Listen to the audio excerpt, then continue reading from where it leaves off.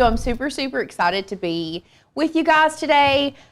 Let's just take a moment to appreciate this layering. So cute.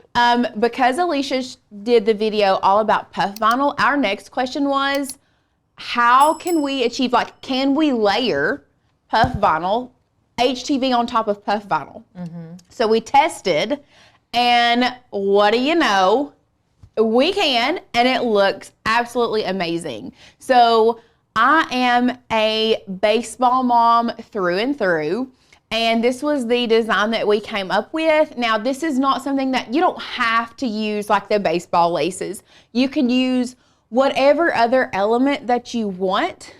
You could even, if we have any softball moms in here, they have a highlighter yellow puff vinyl that would be so cute on a black t-shirt with red laces to make it look like a softball. I love that, actually. So many different things that you can do with this. But let's go overhead so that you all can really see like the texture of this puff vinyl and how well it has done on this shirt.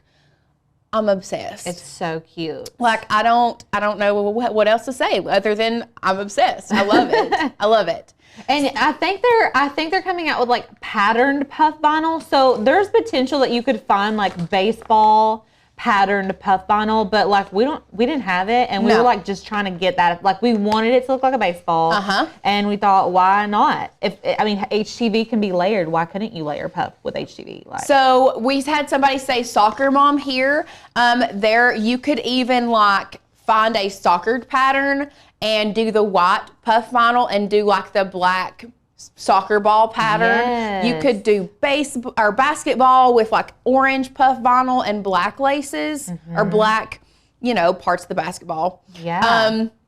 So there's so many things that you can do with this, and really the supplies are pretty minimal. So since we're overhead, obviously we have our puff vinyl. Now, I did order puff vinyl in the 12 by 24 sheets. You don't have to get the 12 by 24 sheets. I just felt like this was going to give me a more of an option. Like, if I wanted to do a longer word rather than just 12 inches, it gave me more area to work with. So I do have this. Like I said, you don't have to have 12 by 24 inch puff vinyl. Just 12 by 12 will be fine. It's just your size is going to have to be smaller.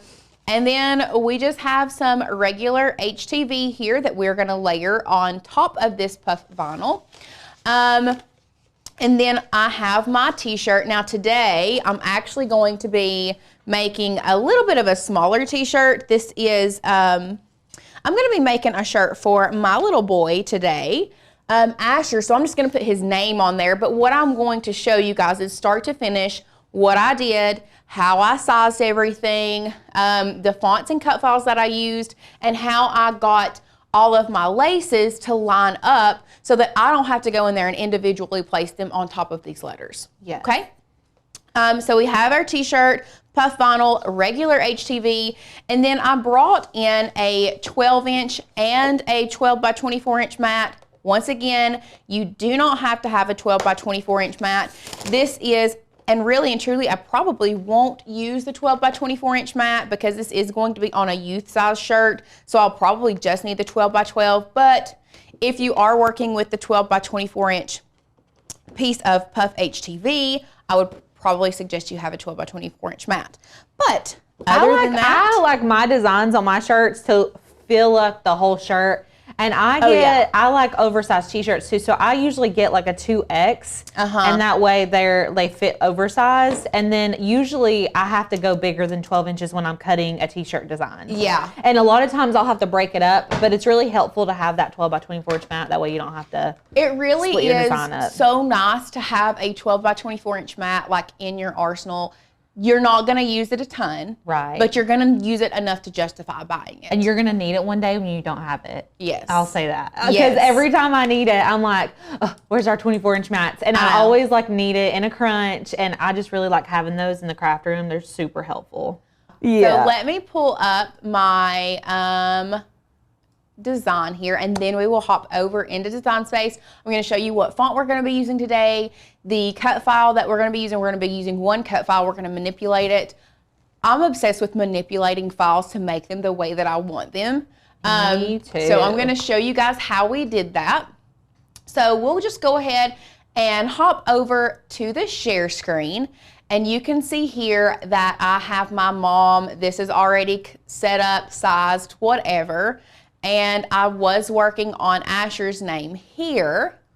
And actually, it's in two separate layers right now. So, but what we're going to do is I'm going to work with you guys start to finish and walk you through how we do this, okay?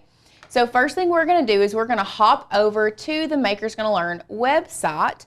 And since we're already here on fonts, I'll just show you what font we are using. We are not using Saturday Night. I got confused. We are using... Can you tell we use that one a lot? Groovy Moves. We also use that one a lot. We do use Groovy Moves a lot. It has become a kind of an office favorite here.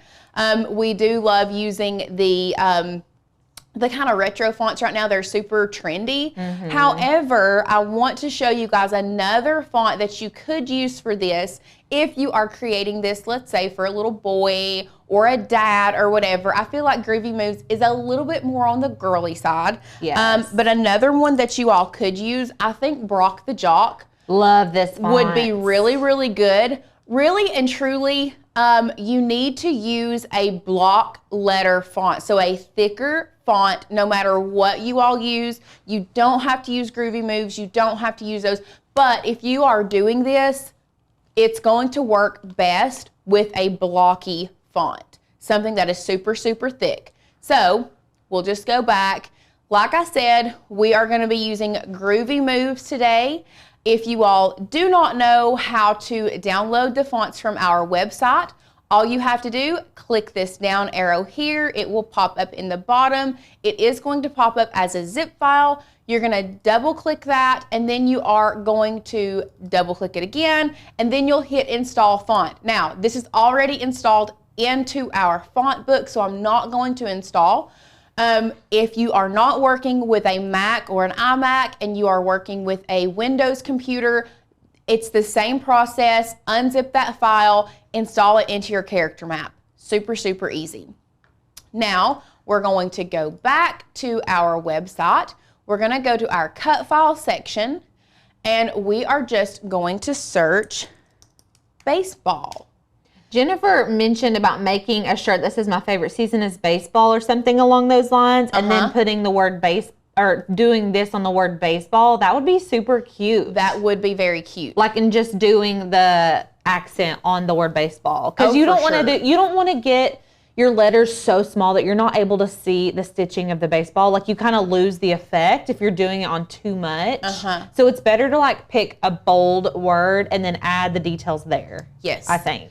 So just so you all know, there are multiple cut files within our library that you can use for this project.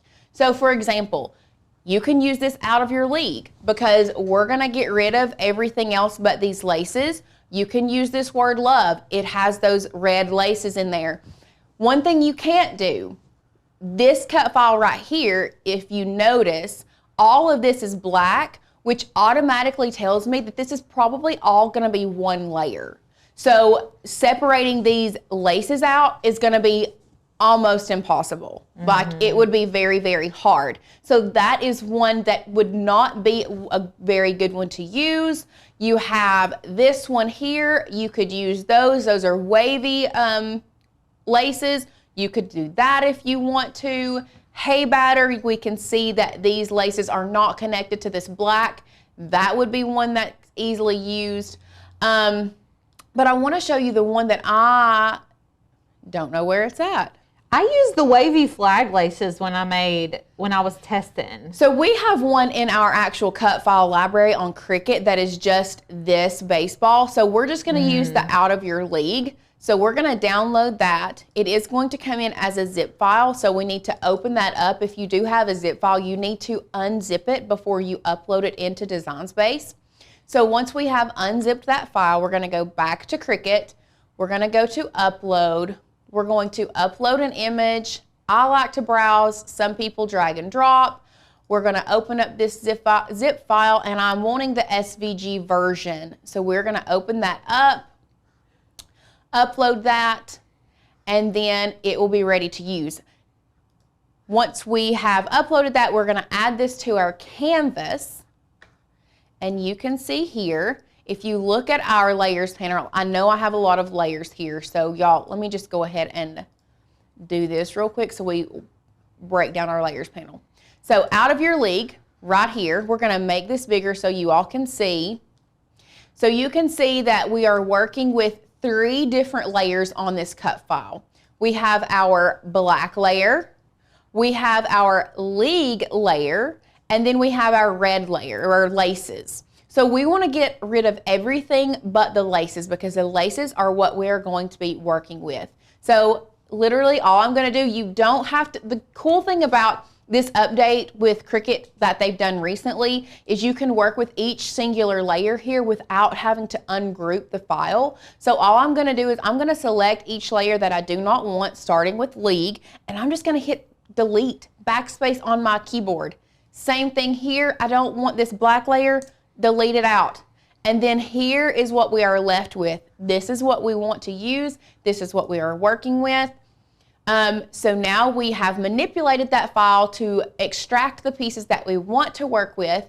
And now what I want to do, because I even want to take it a step further, and I want to work with the top lace. So let me rotate this around for you guys so we can, so I want to work with this top lace separate from this bottom lace. So what I like to do, and some people like to do this differently, it's going to be completely up to you guys. You can bring in a square, slice it out, whatever. What I have been doing recently is just coming and like duplicating it. So now I have 2 sets, and now I'm just gonna contour. So the first set, I'm gonna contour out one side, done. And the second set, I'm going to contour out the other side.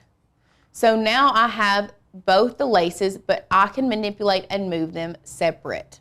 This is a perfect example, because me and you always have this conversation of why you would still need the slice function, and as well as the combine functions. Yes. This is perfect because you cannot use exclude, subtract, Yes. intersect. You can't use that to separate those layers, but you can use the contour or the slice here, and you're not going to lose the other half of the image. And you're really going to see where slice is going to come in handy when we get into manipulating and getting these laces where we want them, okay? So once we have our laces ready to go, I've kind of got them to the side, okay? What we're gonna do is we're gonna grab our text box. And this is coming up click, clack automatically. We are going to go to our fonts. We're looking at system fonts, and we are going to be using Groovy Moves today. So I'm going to pull in Groovy Moves. I'm gonna size it up for you guys. Obviously, we are not gonna cut it this big, okay? We're just so you guys can see this a lot better. So what I'm gonna do now, I'm gonna type in my name, whether that be mom, dad, someone's name, whatever. So we'll just go with Asher, just because that is what we are, who I'm making this for today is for my little boy. Do you call him Ash ever? I do call him Ash sometimes. That's cute. Ashman, Aww. Asherbug, Ash. That's cute. Yeah. I love that. We want both individual teachers and partner crafting. Okay, Don't we're not making you choose. We'll switch it up and we'll do both. Yes, we can handle I that. like that. So 9 times out of 10, let's go to the camera one.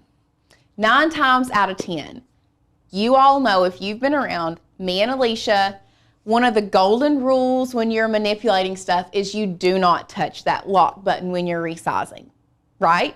When you're resizing fonts or shapes, any. Well, today we are going to be breaking that rule. Yes. Because there are some fonts that I think, depending on your design, look a little bit better when they're taller and skinnier almost. So back to Design Space. Let's zoom in, and I'm gonna size Asher down, and I want to show you guys right next to each other. So we're going to zoom in here. Do you all see the difference here and here? Yes. I feel like, I'm not saying like I think this bottom looks good, but for the design that we are working with, because a t-shirt is a lot, most of the time they're always taller than they are wider. And because, especially if you have a longer name, what you're gonna do is you're gonna unlock it, and then we're just gonna stretch it just a little bit and pull it in until you're happy. And I know that's hurting your heart, Alicia, and I'm sorry. But it does look good. But you can't say that it doesn't look good. No, it does. It looks really good, but I'm like, be careful. You don't want to do it too much. You don't want to do it too much. But I think it looks good. We'll allow it for this tutorial, but if we catch you guys doing that in another tutorial, we're coming for you. Yeah, no. This is not an all the time thing. This is just a few times every so often. There's got to be some exceptions, some places. Yeah, we will, this is the one exception that we will work with, okay? So, now that we have our name sized the way that we want it, okay, you can now resize without having to unlock, but I still just really like the unlock. That way I can manipulate from the corner and not have to do here and then in and then up. When I unlock it, I can just hit this one button and go all directions. I can swivel all directions. That is why I still like the unlock. So once it's done, we're gonna lock this bad boy back together, okay? We're locked together. Now what I'm going to do, the next step, and this is a lot more important than you think, and you'll see why when it comes to placing our laces, okay? We are going to go to advanced, and we are ungrouping this layer to letters. We want all of these different letters to be individual, but we're still not gonna move them. Actually, looking at this, I may take this R and use my keyboard and move it out just a tad, because it was way too close to the E. So now what we're gonna do, now that we have all of our letters ungrouped to letters, we are going to take our laces, and I'm gonna move them to the front of our layers, so they're gonna be in front. And before I start doing anything, I can already tell you these laces are a little big for these letters right now. I'm just gonna size them down a little bit. And before I start placing them on each individual letter, I'm gonna duplicate that one and this one, and you'll understand why here in a minute. Leave those up in the corner because we're not ready for them yet, but duplicating them is very important, okay? If you're taking notes, duplicate your laces before we move on to the next step. Now, I'm gonna be able to take my laces here, and I can manipulate them and turn them and move them however I want to along this letter, and then move this one up here. We may turn this one a smidgen there. And I like, if you look at this one, I like having the laces like facing all different directions. Yeah, me too. I think it looks good like that. I think it looks good. It's not super uniform, but I still think it gives the effect of like the baseball. Right. And I wouldn't want them the same all the way across. I don't think the same all the way across would look good because all of the letters are different. So now that we have, let's say, these laces placed where we want to, we are going to select one set of laces, and then, so there's a couple different ways you can do this. You can, Carol said, I just learned dragging those layers to the top of the layers panel moves it to the front. Yes. So let's talk about how I just did that. So before, our laces were back here. Let's move this one down. So you see how I can't see those laces behind that A because on our layers panel, we have Asher on the top of those laces. So you don't have to go to, you can go to arrange, bring to front, and it moves it up. Or you can just take your layers here, click, and drag to the front. Honestly, it's a little bit faster. I like clicking and dragging. Because you can like place it exactly where you want it on your canvas. Like if you Yes. wanted it between 2 layers, like you could do that, or you Yes. could put it wherever you want. Yes. So what I was doing is we are selecting our bottom, but what I was saying is there are a couple different ways you can do this. You can click and then hit Command and click your second layer. So you can see here, you can do it on your canvas or you can do it from your layers panel. Because we have so many layers here, you can see working with your layers panel when you have so many layers can sometimes get confusing. So you can click and then Command, click the other one, or for this one, we can just drag and drop here in the corner and I have the 2 layers selected that I wanted. So this is where the slice function is going to come in super, super handy. And I know when I was creating this, there are 2 different ways that you can do this. You can duplicate the name and then slice out your laces and then bring them to center. But what I want to show you guys here is just the way that my brain works, not necessarily the way your brain is gonna work, okay? I already know how you're about to do this, and I think I did mine differently. But I'm glad. I'm glad you're doing it. This is probably the way normally that I would do it, but I did it differently like recently. Okay, let's go ahead and I'll show you both ways you can do this. I really don't want to confuse you guys. But Just do it your way. Just do it your way. And then we can tell them the other way. Well, let me just do this. Let me do this, duplicate this, and we're just gonna pull it down here. You'll have a backup at least. And we'll just have a backup. We're going to unite this, and then we'll just hide this, okay? And I'm gonna pull it down to the bottom. That way it's out of the way. Oh, I brought it into that unite. Okay, this way it's out of the way. It's not gonna be there. Just joke, just kidding. Okay. There she is. I think I hid the wrong Asher. I did. I need to pull this one up. We are selecting one set of laces and the A, okay? What I'm gonna do now is I'm going to slice that, not touching anything, come back up here, drag and drop the second set of laces. Oh, you see I grabbed the S and the A. Here you go. And we're gonna slice again. So now we have all of these slice results that are outside that A that I want to delete. So this is a slice result I want to delete, gone. This is a slice result I want to delete, gone. Okay? Now, what I have been doing is grabbing that A, and this is where slice comes in handy, where the other combined functions do not. Once again, this is just how my brain works. This is not necessarily how you all have to do it. So what I did is grab that A that I just sliced out, hold the Command or Control key on your keyboard, select the second gray layer that we sliced out, and then select that third layer we sliced out, and then I come down here to combine and I unite them back together. You can see they're back together, and then I just merge those layers so that now I have the A, and I can move those slice results back in front of the A. Becky, I did not know that's what you were about to do. What did you think I was about to do? I don't know, but I did not know you were going to merge that letter back together. That was, yes. I like that that's a hack, y'all. Yes, I like merging that letter back together.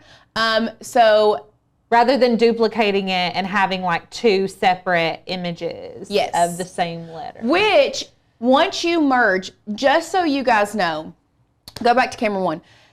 I don't know if that is new with Design Space, merging that layer, that A back together. That's gonna do the same thing as weld.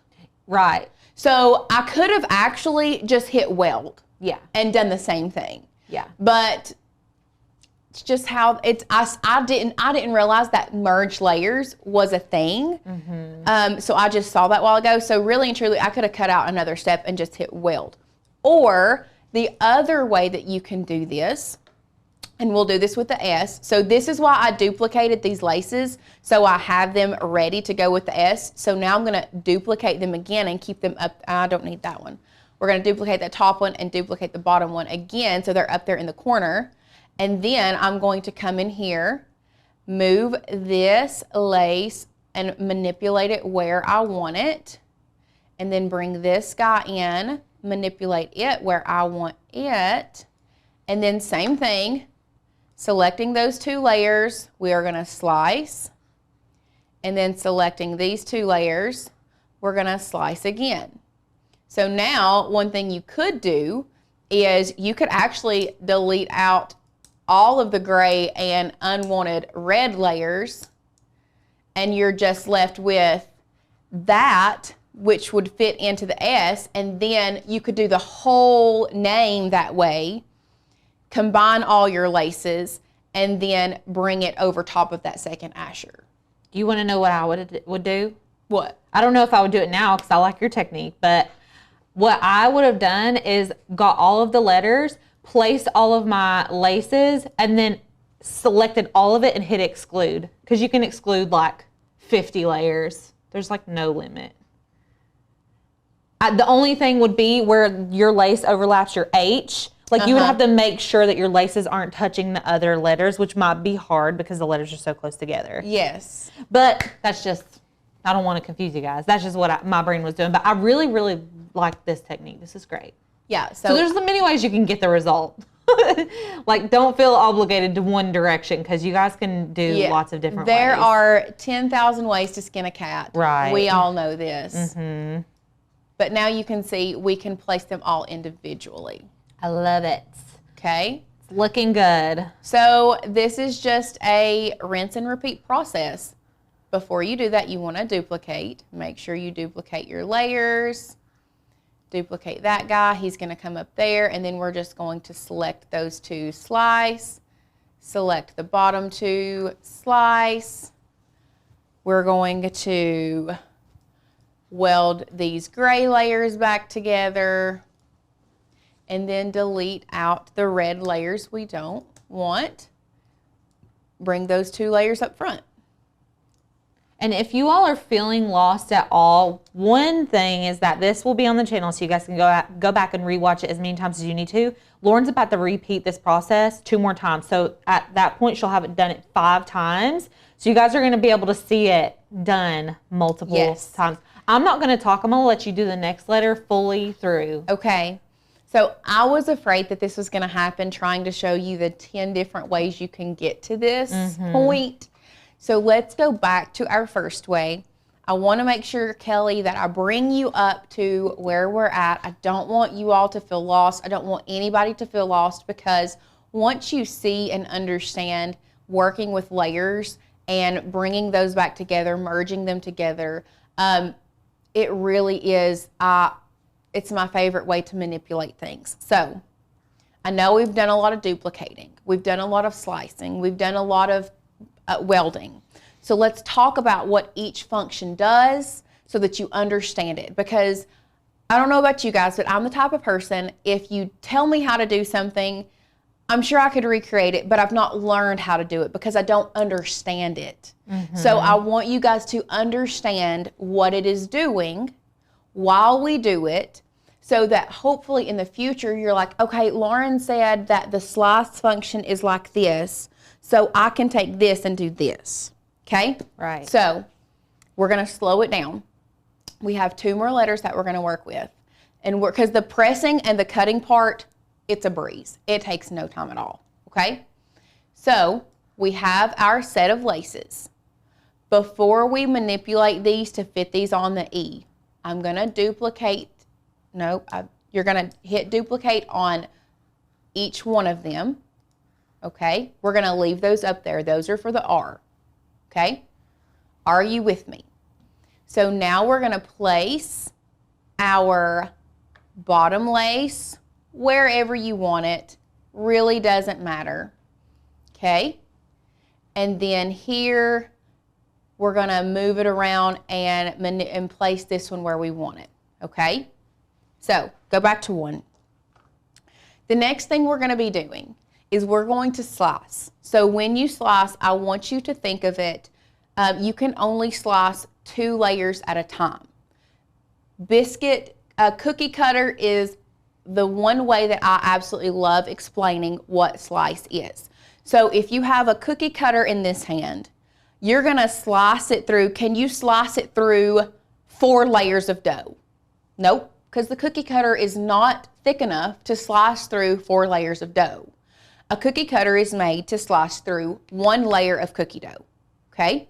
So you have your cookie cutter in this hand, which is your slice function, and it's a layer in and of itself, so it's 1 layer. And then we have our second layer here, which is our cookies, our dough, cookie dough, and we're gonna take our cookie cutter and we're just gonna slice it out. So everything is gonna stay the same. When I pull that up, that's all gonna look the same. Nothing changes until we remove the outside of that cookie dough. Does that make sense? I think that's the best example that I can think of to explain what slice does. So our slice function here, cookie dough here, if we're wanting to slice a heart out of a single layer of cookie dough, we take that heart slice, we press it down on that layer, we pull it back out, we still have all this surrounding cookie dough, and we have our heart in there, we just have to get rid of everything outside of it. Okay, so let's go back to Design Space. So we have our cookie cutter layer here. We're gonna call our laces our cookie cutter, and we're gonna call our E our cookie dough. So we're gonna select both of those. Okay, you see here it is, and here our E is. We have both of those selected, and we're gonna take that cookie cutter and we're gonna put pressure on it, and we're gonna slice it out. So we're gonna hit slice. So we see it's cut that out. Let's zoom in so we can see it. So you can see our cookie cutter has done the job it was supposed to do. We just have to get rid of all of that excess that we don't want. So we're gonna call this lace our excess that we don't want. So we're gonna make sure it's selected. You can see on our layers panel, it is selected, and we're gonna delete that out. But the problem with this here is that if I move this, and I'll move it, and because I've already got the other Asher ready to cut, so I'll move it so we can see. So let me move this guy here. We have our red layer, but look, that cookie cutter cut through our E too. But we don't want it to cut through our E, because if we were to go to make it right now, that's what it would cut out, and we don't necessarily want that. So we're gonna just click undo. We're gonna put that back in there, okay? So that is why after I slice, I don't move anything, and I go back and I select all of my gray layers over here and put them back together. So welding back together is like when you weld metal, you're gonna put it back together and make it stronger, okay? Kathy says, could you use any of the new combined features to make it easier? So the issue with using some of the new combined features is, I don't know if you noticed, but when I was putting these laces together, it would overlap this letter and then overlap my other letter, and I didn't necessarily want that, but I wanted the laces to look thick and chunky. So that's why I like using this method and work on each individual letter separate than all letters together.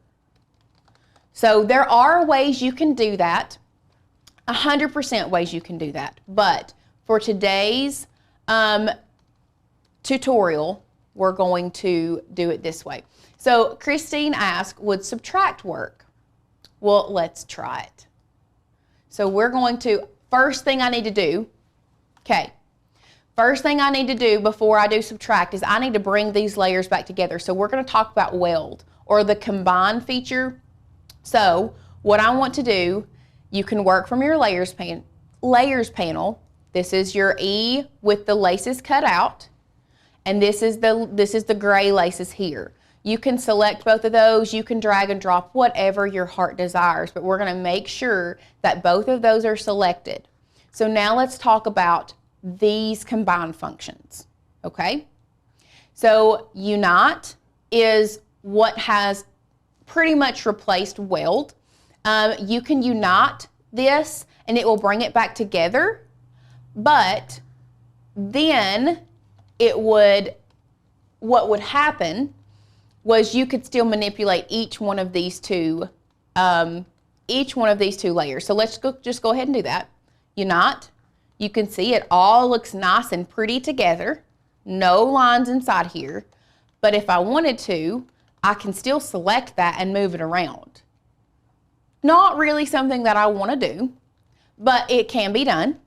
So that's what the combine function is. 9 times out of 10 anymore, when we use combine, weld, things like that, we use combine strictly because we can come in here and manipulate it again. But this is an instance where I know for a fact I don't want to manipulate this anymore. I'm done. I just want that E 100% put back together. I need it to be permanent. Okay? So that is where you can go to weld. You could skip the step, not do unite, weld it back together. Okay? But I just wanted to show you guys what, once you hit weld, you can't undo it. The only way you can undo weld is if you hit it and then hit this back button. But once you unite it, there is this new section here, merge layers. That's the same thing as weld. It's just after you unite it, you can merge those layers and make them all the same. Okay? So we're just going to merge them back together. And now you see it's all one layer again. It's enough. I can't manipulate that little lace in there. Can't do that anymore. So let's go back to camera 1. Kelly then asked, would you use flatten or attach? That is a good question. Flatten is going to be used for print and cut purposes only, which we are not working on today. And attach is something that we will talk about here in a few minutes, okay?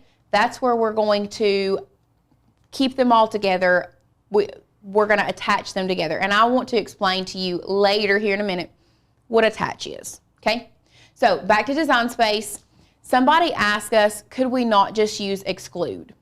So let's try it out. Why not try it out?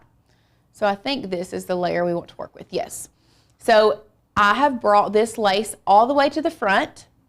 Okay.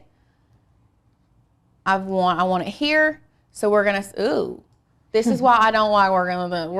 We don't want to do that. So I'm going to select this from my layers panel so that it doesn't move. We're gonna do both of these combined. You said exclude is the one you wanted, or subtract? Exclude is what I would used. This is the issue with exclude though. Right. That's the issue we get with exclude. It has excluded the center part but left the outside pieces. Because the stitch is overhanging. Right, because the stitch is hanging over everywhere else. So then you should use intersect, because that's where the 2 layers would meet. It would leave. I was thinking I used exclude, but do intersect and see what happens. Intersect Okay. gets rid of my E. It does, but if you duplicate the word, you would have them already, if that makes sense. Well, I liked seeing both of the layers, so that's what I do. Slice, get rid of the slice that I don't want, and bring my letters back together. It does make it a lot easier to see what you're doing. I honestly, I prefer this method. This is the best way you could probably do it. And if y'all figure out a way that you like it better, do it that way. But like, if you don't know a good method, this is a really good one to go with. Like, just following exactly how Lauren's doing it. So now I think we're off just a smidgen, but it's okay. We're not going to use this one anyway. Okay. So yes, we are live. Yes, you can go back and rewatch. This is definitely one that you're going to want to go back and rewatch, take notes with. Okay. So now we are selecting, once again, we're going to use our cookie cutter. We're selecting our E, and here we're going to cookie cut that out. We're going to get rid of this outside piece we don't want. You see that? And then we're just going to take these gray layers that's behind that red. So if I bring this up, you see that gray layer? We're going to select the gray layers, and then we're just going to weld them back together. Kathy, yeah, you know what? It's a little bit tedious. But once you get the results, like once you have everything you need, like especially if you're doing a generic mom, dad, baseball mom, soccer mom, whatever, you can just recreate this. You don't have to do a name and do this every single time. Let's say you wanted to sell these shirts and you wanted to sell baseball mom or whatever, just create that mom. It's going to be, it may take a few minutes on the front end designing it, but on the back end, it's just going to be a duplicate, like a rinse and repeat process. Okay? So we're all here. And it really isn't, once you know your technique and how to do this, it's super quick. Like, I'm pretty sure, how long did it take me sitting out there while we were eating? Like 5 minutes to do Asher's name? Listen, whenever we first were doing this project, I whipped it so hard the first time. Like, it didn't take that long at all. Yeah. And it's the reason it seems tedious is because Lauren is breaking down the functions of the design and like how the functions work in order to get to achieve that result. And so we're just breaking it down into literally the bare bones so that you all can take this video and watch it step by step. And that way, if you're lost at any point, you're going to understand why we're doing certain things that we're doing. Because normally, if you're really comfortable in design space, you're going to be able to bust this out really quick. Yes. I mean, really, it's not a lot. And it may seem overwhelming right now, but once you guys get your technique down, you're going to be like so flying through this. And actually, I deleted all of this out, and I didn't need to because I was going to tell you guys how to do this, the next step. Okay, so we're just going to do this super fast, just so, because I really want to talk to you guys about the next step. That is going to be very important, okay? So we are just doing our R. We're selecting those 2 layers, slice, cookie cutter to slice, bottom 2, slice. See, this is how I did it very fast. Delete out my outside layers, delete out my outside, pick, oh, see, I deleted that one out on accident. Undo. Undo, pick all my gray layers here, combine, weld them together, and then bring these 2 layers in front of that gray layer. Okay? That's how 10.5 seconds. Yes, yes. So now what you want to do, because look at our layer panel, how long this is, right? We want to attach all of these back together. So we're going to start selecting our letters A, S, H, E, and R. Okay? 2 different ways you can do this. You can attach them if you want to. So we'll hit attach, and you can see they're all together, right? So go to camera 1. I want to explain to you what attach is. Attach, I want you to think of attach as a paper clip. A paper clip is what? Removable. It's not permanent, but it still keeps all of your papers together. It's not a staple. Not saying staples are removable, but staples are a little bit more permanent than a paper clip. So think of attach. That's why they've used that paper clip symbol. It's very, very intentional that they use the paper clip, because they want you to realize that a paper clip is removable. You can keep your pack of papers together, put your paper clip on, and that's going to keep it the same all the way through the process. It's going to keep your papers together through every single process that paper clip is. But once you save it, you can come back and remove that paper clip and still work and manipulate if you want to. Okay? So that is why attach might be beneficial to you all, especially if you want to, if you are selling these and making like super custom names, you can already have, you can do the full alphabet, A, B, C, whatever, and attach like your letters together, and then come in and detach them, and then just duplicate the letters you need and put them together if you wanted to. But that's why I wanted to make sure you all know what attach is. I want you to think of it as a paper clip that can be taken off if you want to, or put back on. So, and they're going to stay exactly where they're at on the canvas when you go to your make it mat. So like if you just group these together, they would not stay together. You have to attach them or they're going to float around everywhere. So now we're going to do the same thing for the red layers. All of our laces, we're going to select all of our laces. Now they are just right behind. I don't want to move this because I want to show you guys what happens when you do this. They're just right behind our letters. We just can't see them right now. But we're just going to make sure all of our red laces are selected here. Attach. Boom. They're right back where they need to be. Okay. Love it. Are we good? Yes. So once we're done there, I'm actually going to be working with this one, so I'm just going to delete this guy out down here. And I'm going to hide my mom. Okay? That's not very nice. Huh? Hide your mom. I'm going to hide my mom. I'll hide my mom. So now, once you're done, we're going to go to, no, we're not. We're going to go back. We're going to cancel that. And we're going to size our t-shirt before we go to make it. So let's go overhead. And I'm going to size my t-shirt. So we are working with a, let's see, take my handy dandy maker's going to learn measuring tape here. I am comfortable working within, I'd say, about 10 inches, 11 at most. You don't want it to go into their like armpits. No, That's what I always think you about. need to be careful when you are sizing t-shirts to keep it within this area, because a lot of times once you start getting over here, it's just going to go down into the armpit, especially if you're working on ladies t-shirts. Be very, very super aware of that, please. Ladies, you know our issues, you know. The Lord blessed us. So you just want to make sure you keep it within this range right here, whether you're working with a youth size, an adult, whatever. So for a youth size t-shirt, I would probably be comfortable working within 10 inches. So I'm just going to go back to Design Space. And we're going to select both of these, and we see I have it at 16 inches. I don't need it. I'm actually just going to go to my width, and I'm going to type in 10.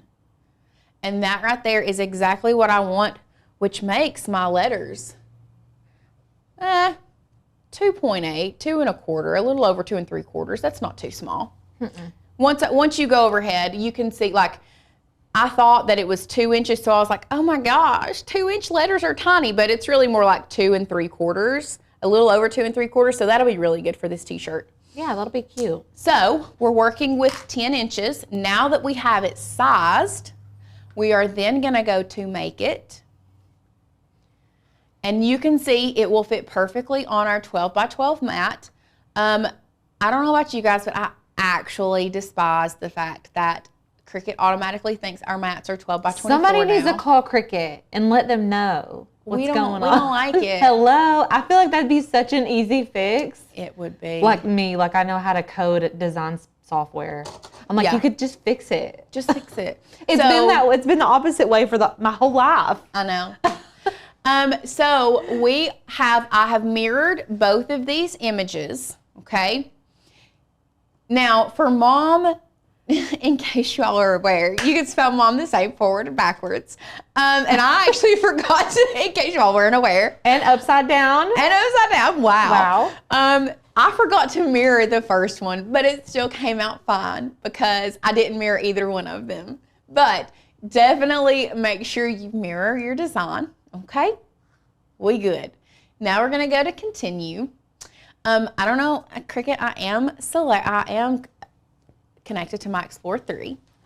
So I'm now going to, let's see, will it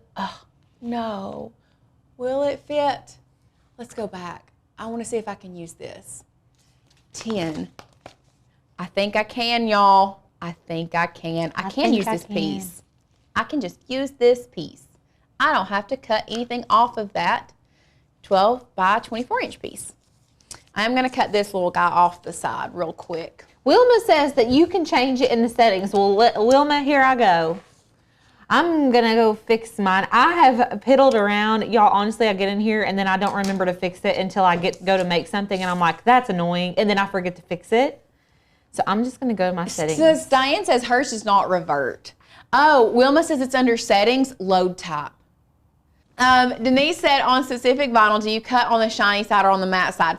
I'm glad you asked that because this is what we're fixing to talk about. With this little piece that I cut off, I'm going to show you guys why it is important with your puff vinyl to check which side is the carrier sheet.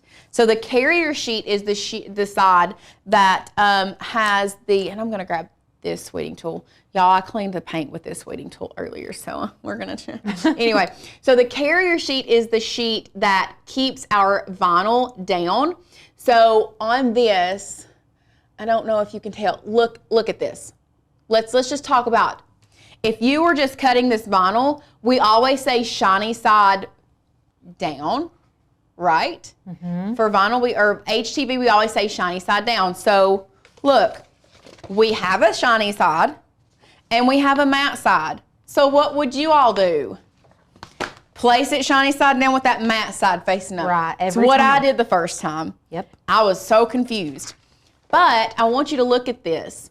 So when we take the corner of our HTV and peel it, try to peel it away, we take, and it just came off. Let me try to get it one more time. Look, I'm gonna peel most of this off. Y'all should have seen me and Lauren detaching the The carrier matte sheet. side is the carrier sheet. Yes. The shiny side is the back. That's the adhesive on the back of this vinyl. Normally the adhesive is matte on HTV, but this time the matte is the carrier sheet and the shiny is the adhesive. And listen, I don't know if you want to show them that reference guide, because I put a little asterisk and it literally says, always cut puff vinyl with the carrier sheet facing down and you press with the carrier sheet up. Yes. So I don't know if you want to show them where they can find it, because I have to refer back to it still, because. Let's cut all of this, and then when we press it, we'll go back and look at the settings. At it. Okay. So now that we have discovered, like we've talked about, it's carrier sheet down, and for this instance, the carrier sheet is a matte carrier sheet. We are going to select done, and y'all, I just cut this on everyday iron-on setting. Very simple.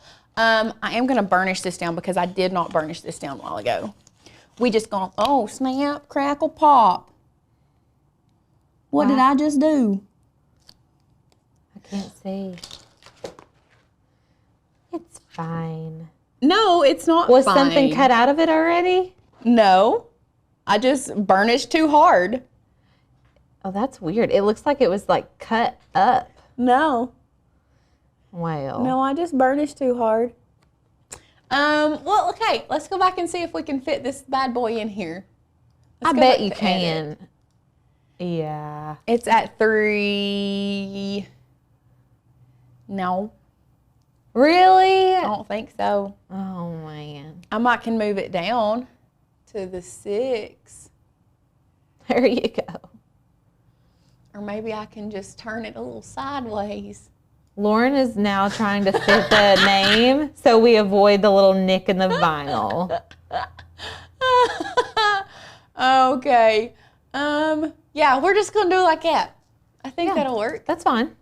3, 10. Y'all don't like when we waste vinyl, so you're welcome. No, that ain't going to work either. I don't think it's going to fit. You tilt it the other way? Maybe. 6 inches. 3. Carol, the HTV and the carrier sheet, it feels more like vellum. We're just gonna cut some more. It'll be fine. Okay. So it just really worries me. Yeah, I know. After all this work, we don't want to mess it up. Okay. So the carrier sheet on the puff vinyl feels almost like vellum paper. If you guys have ever used vellum paper for like cards and things, it's like a really soft, just the matte paper. So it doesn't feel like that shiny, glossy feel. Yeah.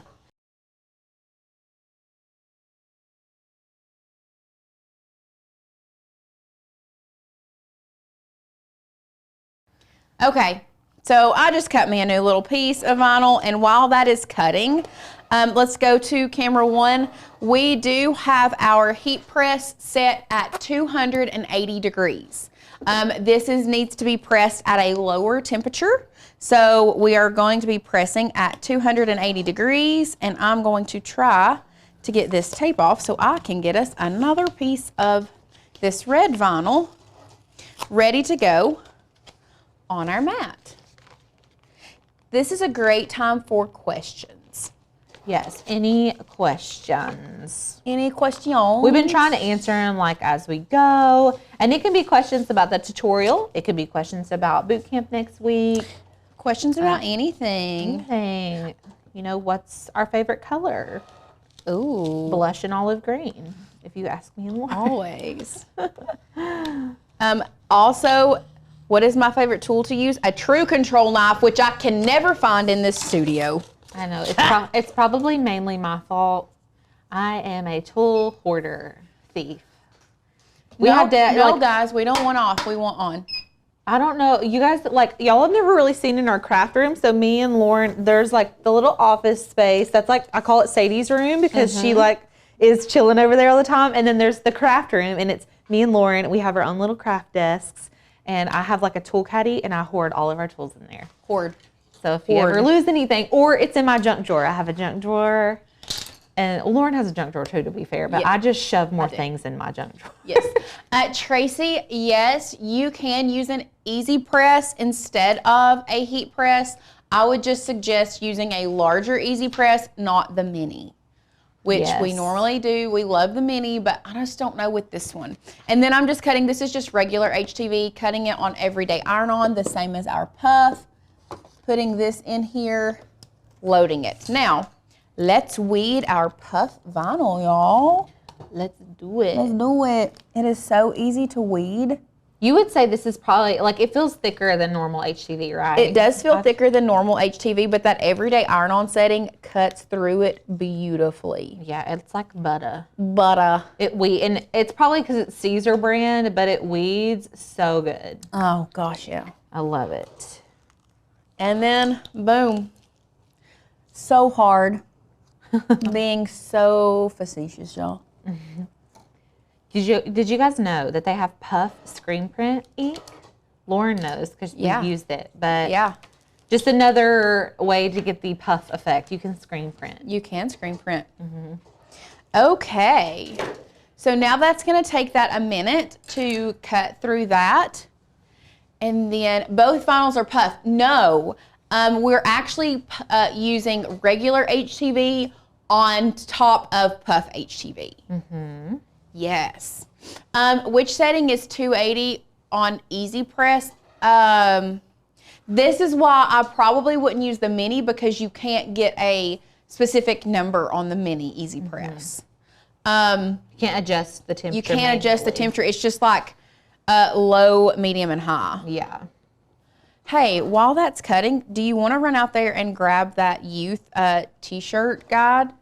Yes. Yeah. Okay, I'm just pre-pressing this to get any wrinkles out.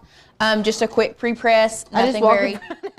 Yes. Well, my HTV on top of puff. That is what we are doing today. HTV on top of puff. And now we're going to have a big Birkenstock shoe print on our mat. Can you do HTV and then puff? That's something we haven't done, but I believe you can, and you can layer puff on puff too. Yeah. Yeah, you can do it. I mean, if you can layer the regular HTV on puff, I don't see why, because I'm pressing both the HTV and the puff at the same setting and pretty much the same time, like 8 to 10 seconds for each one. Right. So now I'm going to weed out our laces. Now you all know me, and you know that I love to save as much vinyl as possible. However, when it comes to trying to save this vinyl, like you could have, if you wanted to, like left these laces individual, cut them out, place them all out. But like that puzzle is not one that I want to deal with when I can just weed this so easy like this and literally just go in there. And I think I tore off no I didn't, that's just the letter. Thought I tore off a lace. So this is one that, you know, we are wasting some vinyl, but keeping it all together so that you can just lay it on top makes it so much easier. It really it makes your life, I'm telling you, it makes your life so much easier. So now you can see we have, and I'll show you, we have our regular HTV layer cut out and our puff layer, and look how beautifully those go together. That's gorgeous. I just love it. Love it. I love like baseball themed things. Me like too. I love the colors. I like that most of the time it looks vintage. Yep. Like I'm just into baseball. I'm into it. Okay. Just as clarification, the white is going to be puff vinyl, and I'll press it, I'll pull it off the press and show you guys what it looks like before I put the HTV on it, okay? So this is gonna be puff vinyl. This is just regular, the laces are just regular heat transfer vinyl, okay? Is it going to flatten the puff where the HTV is? Wilma? No. Nope. It does not. It's still very beautiful. Very, very beautiful. Okay. So what we're going to be doing now, I'm using my t-shirt ruler. I'm going to cut off the excess. A little trick of the trade is what you can do to make sure you get the center is line your letters up. And I like lining the furthest point up with the furthest point and then creasing your carrier sheet. You can go overhead, Sadie. Creasing that carrier sheet there in the middle. So now you have a middle line to go by. Okay. Crafting, yes, sometimes it is just so much easier to waste a little vinyl. So once we have our center crease, I showed you guys a while ago how to get that center crease. Once we have our center crease in our carrier sheet, and I wish we could do this overhead so y'all could see this, but I am lining, and I'll show you guys. I'm gonna be lining this center mark here up with the center mark on our t-shirt ruler guide, okay? So we're placing our t-shirt guide back in here, lining up that center mark, making sure everything is even. We have not sublimated on puff vinyl, but I know that they have patterned puff vinyl now that you can purchase, and I don't know how. I don't think that you would be able to sublimate on or use infusible ink on puff vinyl strictly because puff vinyl takes such a low temperature, number one, and a short time. Yeah. We are doing this, once again, 280 degrees for 8 seconds. Sublimation, you have to sublimate. I guess the sweet spot for sublimation is going to be 385 degrees. That's a full 100 degrees hotter than what we're working with right now. So I don't think it would work. Just as a little fact. So once again, 280 degrees. We're going to be pressing this 7-8 seconds. So we have it on 60 seconds. We're going to pull it off right now. And y'all, that carrier sheet just pops right off. Yeah, it'll say hot peel on the reference guide, but it pops honest off. to goodness, it just pops off. We don't even have to peel it. It just pops off. So now let's bring this back over here so that you all can see the puff vinyl before we add the HTV over top of it. And this is something that you are going to want to be aware of here. This is the one where I didn't necessarily move the R away from that E. I still don't think it looks bad, but it does puff up. So if you do have things that are closer together, be aware of that, okay? But this is what it looks like. I think it looks beautiful. I love the puff vinyl. Me too. It's so cute. I love it. I've got she had to pick up a shirt today, and she got me a white shirt. I'm going to make myself a puff vinyl shirt today that says beach bumpin', because I'm going to be pregnant at the beach. I love it. So now we're just going to lay it back down. We're still keeping our press at 280. And we are going to take our, going to cut this excess off here. And we're going to take our red laces and we are just going to place it on top of our letters and line this bad boy up. Now, one thing I do want to make you all aware of is you may have a little bit of white on the outside because this is puff vinyl, and you'll see what I'm talking about here in a minute. Because it does puff up a little bit, you're going to have a little bit of an outline. Okay, I think that's good enough. And if you want to be more like truly specific, like if you wanted to cut out each individual letter and place them each down, you can. but this works just fine. So now we're just going to pop that down for 10 more seconds and be done. Beautiful. And also, whenever you all are doing just the puff, the time is a little bit different. So just be aware, like, the time frame that you're pressing it for is a little bit longer. If Lauren was just doing puff, it would be different. But she's doing a shorter amount of time because she's adding HTV onto the top of it. And we don't want to overwork the vinyl. And then there you go. Look how cute. Look. Oh my gosh. I love that. On the navy. I know. It looks so good. That's cutie patootie. I love This it. looks like a really large youth shirt. Hey everyone, welcome back to the Makers Gonna Learn YouTube channel. My name's Alicia, and today I want to talk to you all about something super fun that we've been experimenting with here at the Makers Gonna Learn studio.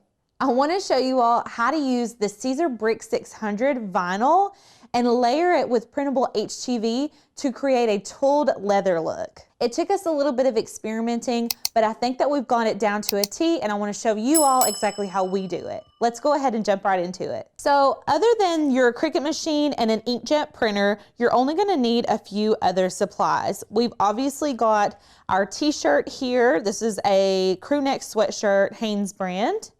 I have a brayer and a weeding tool. I've got some heat tape. I have a couple of mats here. I've got a fabric grip mat, but really a strong grip mat will work just fine, or even a newer standard grip mat will work well. The Brick 600 is a very thick material, so you want a really good strong grip so that it's not moving around. And then I've got the Starcraft for dark materials. These are inkjet printable opaque transfers.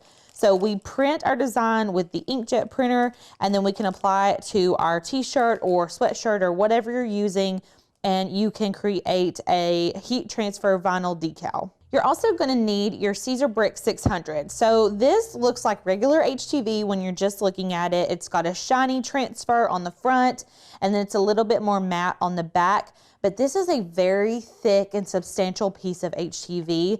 I would honestly say it's probably the thickness of like 2 or 3 pieces of HTV layered together. So it feels really cool whenever you get it and get your hands on it. And it's also very unique to weed, which we will walk through that whole entire process together. It's not hard, it just is different. And then obviously you're gonna need some sort of heat press. We're using the Starcraft 15-inch clamshell heat press. If you've just got a Cricut Easy Press, you can totally do this as well. I would recommend to get a press, or whatever you are designing needs to fit within the parameters of your press. So if you're doing something bigger than the size of like a 12 by 12 press, you're obviously going to need to maybe shrink your design down. We just want to make sure that our design fits within the parameters of however big our press is. And then obviously you can have heat gloves. I've got butcher's paper on hand in case we need it, things like that. Teflon sheets work just as well. So things like that that you would normally use whenever you're handling your heat press. Let's go ahead and get started in Design Space. So we're going to be using a Makers Gonna Learn font today. It's called Valerie. It's V-A-L-E-R-Y, and we will have that linked below for you all to use if you are a member. And if you're new here and you didn't know already, we are a membership-based crafting community. We offer inspiration, motivation, and education for you all to get your Cricut out and get started mastering using your die cutting machine. So today, I'm going to be showing you all something a little bit more fun, and I want to say tricky, but it's really not once you get this technique down pat. But this is a really fun new technique, I want to say, for using multiple different types of heat transfer vinyl and also different techniques in Design Space to create a very unique look. So we're going to be turning this word into a tooled leather patch virtually. So what I'm going to do is change this to that Valerie font that we downloaded.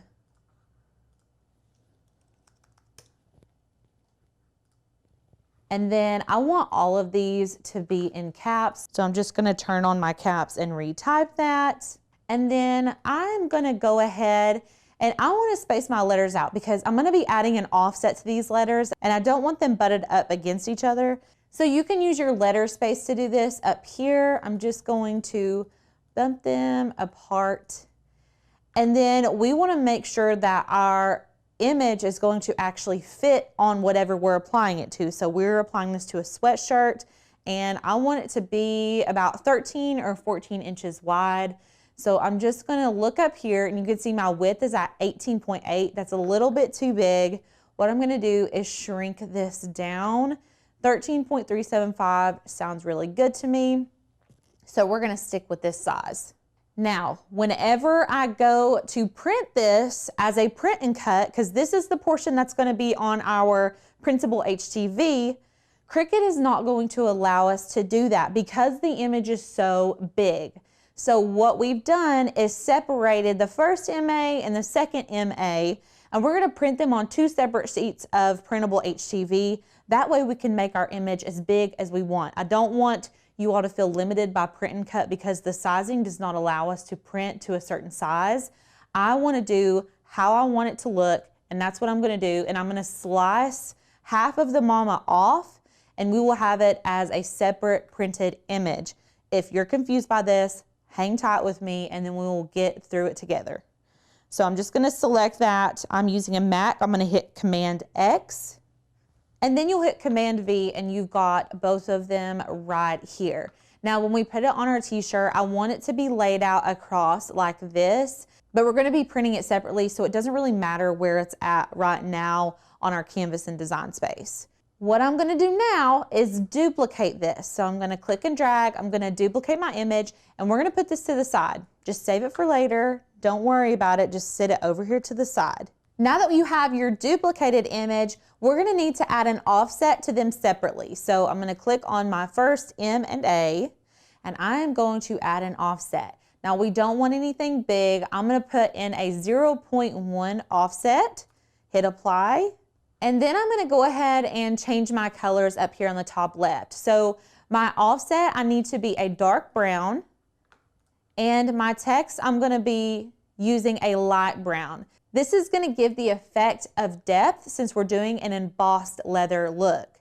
Now we're going to come down here, repeat the same exact process.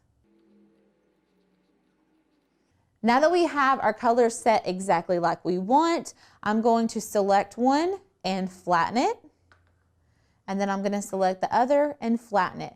Remember, we're printing these on 2 separate pieces of printable HTV because we wanted them to be bigger than a normal print and cut would allow. If you're not familiar with print and cut, it only allows you to cut 6.75 by 9.25, but we wanted to cut bigger than that. So we made these 2 separate images so that they can be as big as we want, and then we had to flatten them separately. If we flatten them both together, it's going to try to tell us that our image is too big. That's why we're doing it separately. Now, we can set this to the side. We don't really need any of this right now. What we need now is the duplicates that we made earlier. So let's pull these over here. And then we're going to need to pull in a paisley pattern from the Maker's Gonna Learn website. We're using this beautiful paisley pattern today. It's a mandala paisley combination, very pretty. And what we're going to do is slice this image into our shapes. This is one of my favorite design space techniques. It creates really cool effects for different designs and different crafts that you make. So let me show you all exactly how we're going to do that today. So what you can do is go ahead and select one of the M's and the A's, drag it over to the design, find a place where you like, just make sure you're not coming over too far to the right, to the left. You want to make sure your design is entirely covering your letters. And then we're going to click and drag and select the image as well as the letters and hit slice. And then as you all know, when you use slice, there's many layers. So I'm just going to delete any of the layers that we don't need.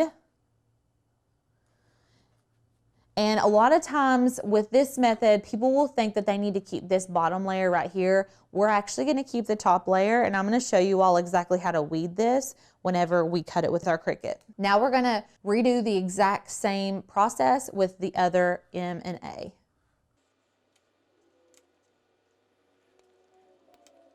Okay, so just so you all can get the general idea, This is going to be right here. This is going to be our brick 600 layer. So this is going to be a thick 3-dimensional vinyl layer that's going to go beneath our printable HTV. So right now you can't really tell because we're in Design Space, but this will be the bottom layer, and then these brown letters are going to go on top of it, and that's going to create that embossed tooled leather look. Let's go ahead and make it. So you can see here on our printable HTV, we didn't make it too big to where it needed to go onto 2 sheets. I was thinking it was going to be on 2 sheets, but it's actually just on 1, and the letters are stacked. But you can tell if I wanted to do Mama straight across and I wanted it to be this big, we obviously would not have enough room. So lucky for us, we're saving some HTV today, and we're going to be able to print and cut both of the M's and A's on 1 sheet of printable HTV. And it is an 8.5 by 11 sheet.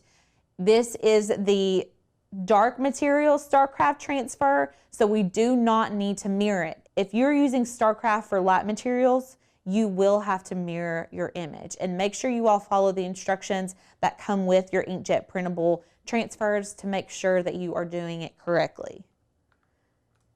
And then for our Caesar Brick 600, we're gonna need to mirror our image. So you're gonna cut this exactly like you would cut any other HTV and by mirroring it. So I'm just gonna go ahead and select mirror, and I'm just gonna pull all of this together, and then you can select continue. So let's start with our print then cut. We're gonna go ahead and send this to the printer. I'm going to keep my bleed on for this one, and I'm going to print from the dialog box. I'm going to select print. If you're using a Mac, make sure to pull down Design Space to find your dialog box. We're going to feed it from the rear tray, and we are using the best quality. And then you're going to go ahead and select print. And then under our base material, we're going to be using printable iron-on dark. So you have that option right here. Select done. And now we're going to load it onto our mat and feed it through the Cricut. So I'm going to line this up to the top left corner. I'm going to take my brayer and make sure that it is down and secure. And then we're just going to go ahead and cut it.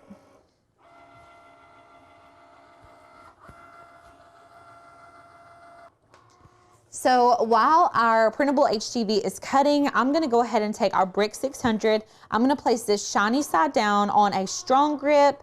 You can use a fabric grip mat if that's what you have on hand, a strong grip mat, even a new standard grip mat would probably work just fine.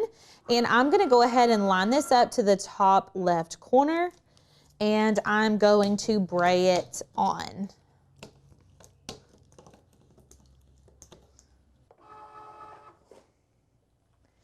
Okay, so now all we need to do is weed out our printable HTV. So I'm just weeding out everything around my letters that I do not need.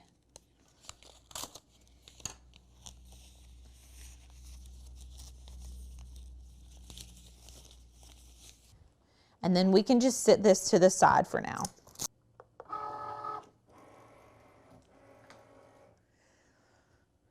Okay, now back in Design Space, I'm going to need to change my base material.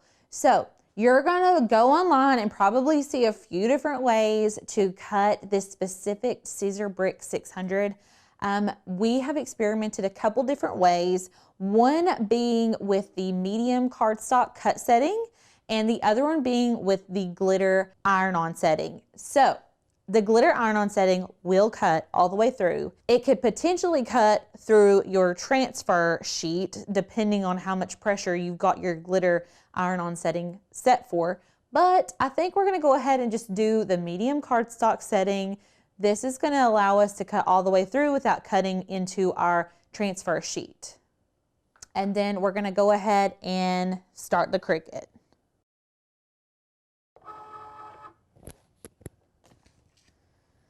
Okay, now that that's cut, I am going to trim away the excess vinyl here using a true control knife. You can use scissors for this. Just be super careful not to cut into your design.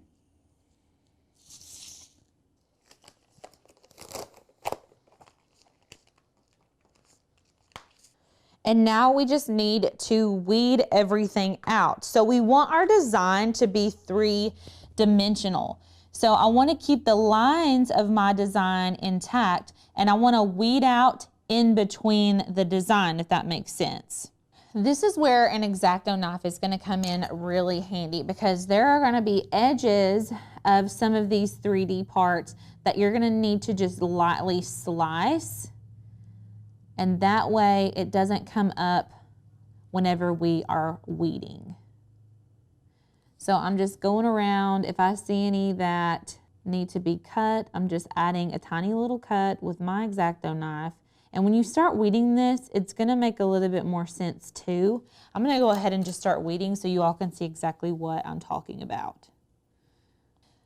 One mistake that I feel like I made here is that I did not add a slight offset around the edge of these letters, because I feel like if we had the offset, then I would not have to use that X-Acto knife to come in here and trim around our design. So that would be something that you can go back into Design Space and do before you actually cut out your brick 600.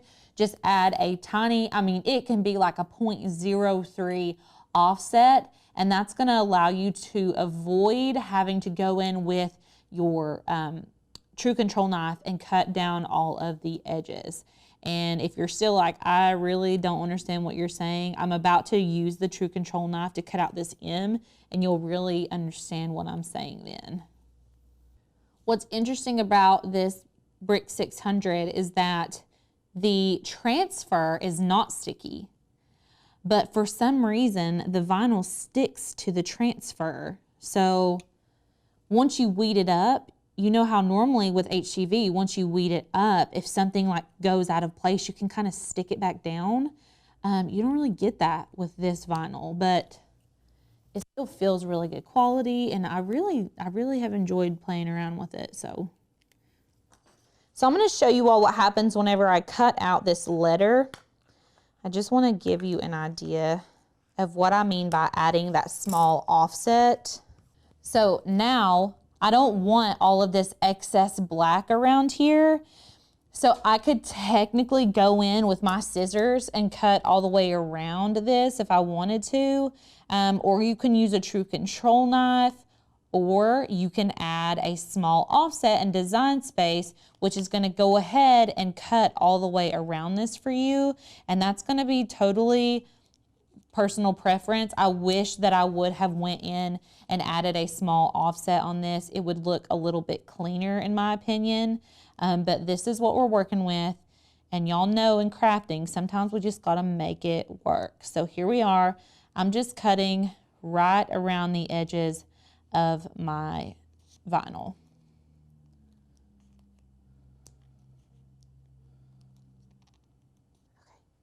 Okay, so this is what it looks like from the front, and then you can flip it over and you may be able to tell that this looks pretty 3-dimensional. So I'm gonna go ahead, weed the rest of them, and then we will get started on the press settings, heat settings, and all that.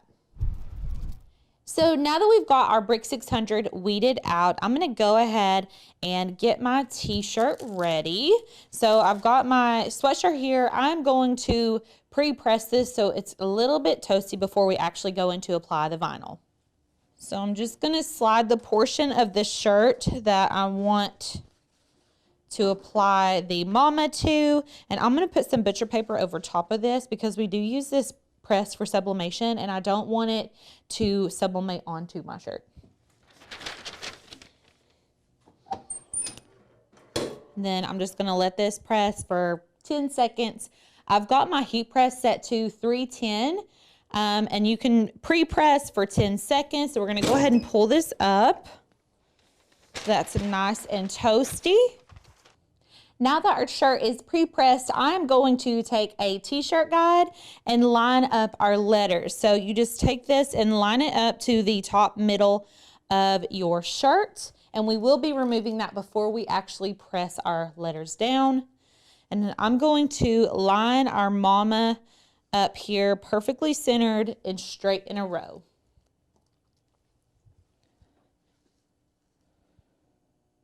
Make sure you remove your t-shirt guide before you press anything. And then I'm going to put a piece of butcher paper back on top of this. And you can actually put some heat tape on the tops of each of these letters, which I'm gonna do that really quick just to make sure that we don't have any movement. I really do not want these letters to move. So I'm just gonna put one piece on the top of each of our letters. So after you get everything lined up exactly how you want it, go ahead and put your butcher's paper right on top.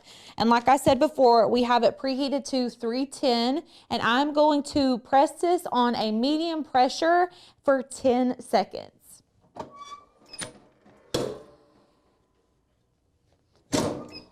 The Caesar Brick 600 is one of the rare vinyls that is a totally cool peel. So we're gonna need to let this cool down completely before we peel off the transfer tape. I'm gonna go ahead and take this sweatshirt out of the heat press, and then you can lay this down on a cool surface, such as a countertop. You can put it in the window, especially if it is cold outside, and it will cool it down really quick. They even make little tools that you can rub on the back of your garment or over the vinyl that will cool it down a lot quicker, but good old-fashioned countertop can also get the job done just as good. So I'm gonna go ahead and take off my heat tape as I pull off my transfer sheets.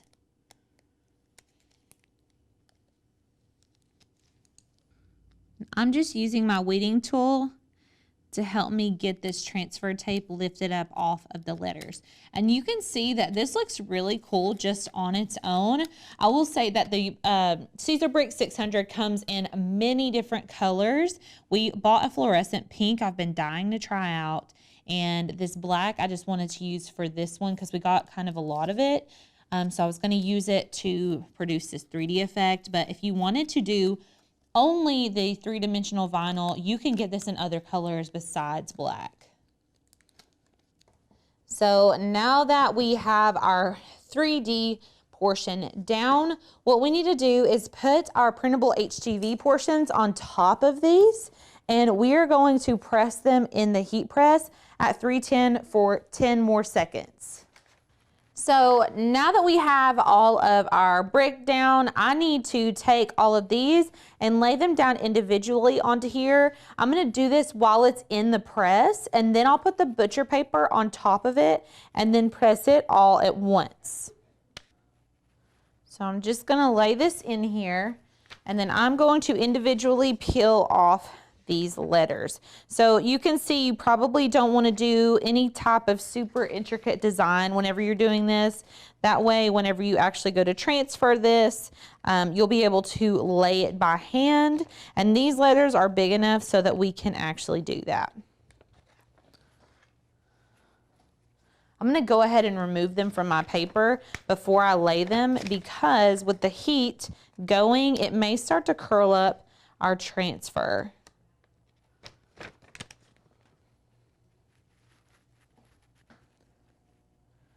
So now I'm just gonna lay these right on top of the brick that we already pressed on here.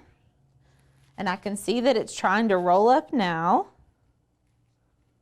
And what it'll do is curl up on the edges, and then it will settle back down on its own. So just give it a second. Make sure everything is lined up really well and all of your underneath brick is covered. And then I'm gonna put a sheet of butcher's paper on here. And then we're gonna press it for 10 seconds.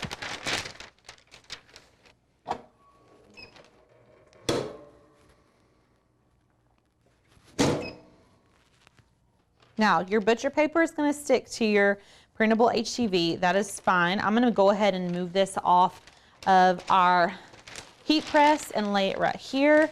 And I'm just gonna carefully remove the butcher's paper from the top of our letters.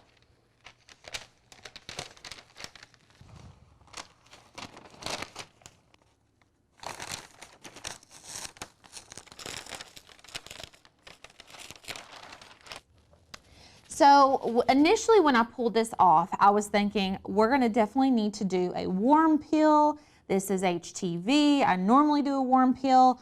Well, when I started to peel it off, the vinyl tried to come up. So I thought, okay, I'll let it cool down completely since we've got the brick underneath it, and maybe that would work. Well, it did work somewhat, but the butcher's paper tried to stick to portions of the letters, and as you can see, I'm taking a damp Q-tip and it's allowing me to get off any of this like residual butcher's paper.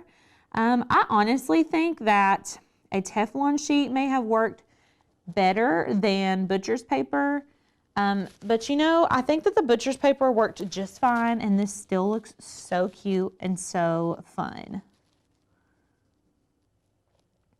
So you all can see here, it definitely gives us somewhat of a distressed leather, tooled leather look. I really, really love how this turned out.